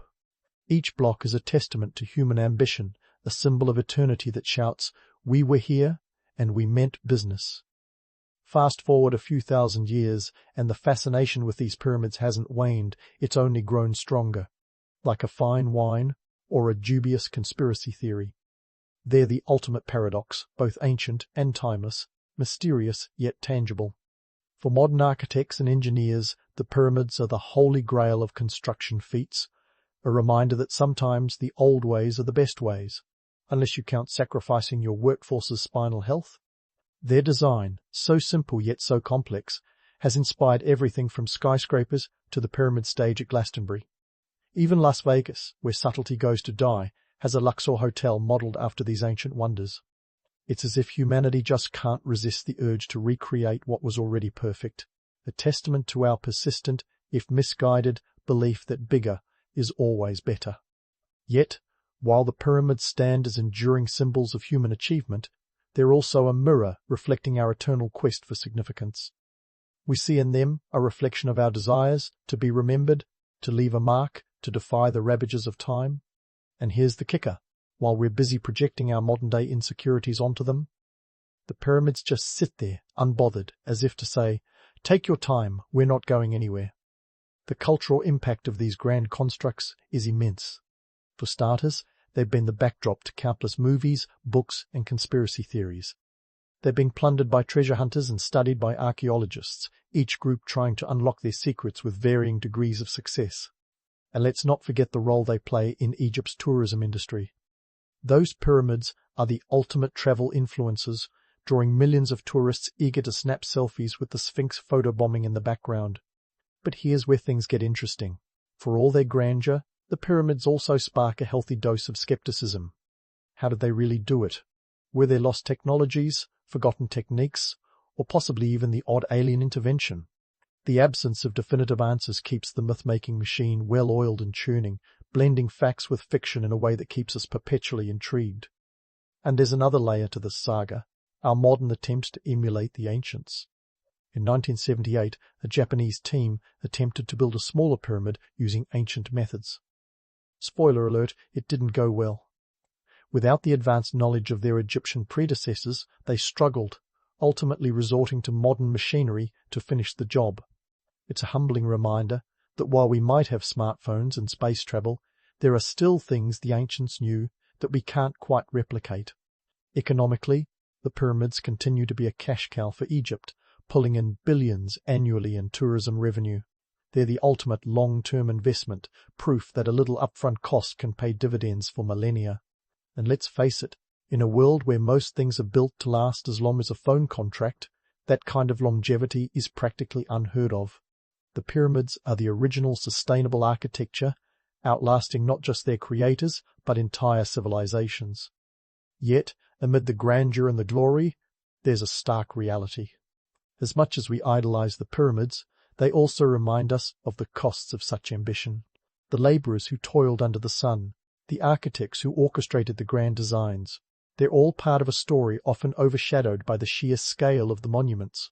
The pyramids stand as a testament to what humanity can achieve, yes, but also to the sacrifices required to reach such heights. And so, as we bring our journey through the sands of time to a close, we're left with a sobering yet inspiring lesson. The pyramids challenge us to think big, to dream even when it seems impossible. But they also remind us to value the human element, the individuals whose sweat and skill transformed a pharaoh's vision into reality. They're a call to balance ambition with empathy, to pursue greatness without losing sight of the people who make it possible. In the end, the pyramids are more than just relics of a bygone era. They're reminders of our shared human journey, a testament to the creativity and tenacity that define us. As we gaze upon these stone giants, we see not just the past, but our potential. An invitation to build our own legacies, one stone, one story, one life at a time. So here's to the pyramids, those timeless titans of stone, standing tall as monuments to our eternal quest for meaning. May they continue to inspire, to challenge, and to remind us of the enduring power of human aspiration.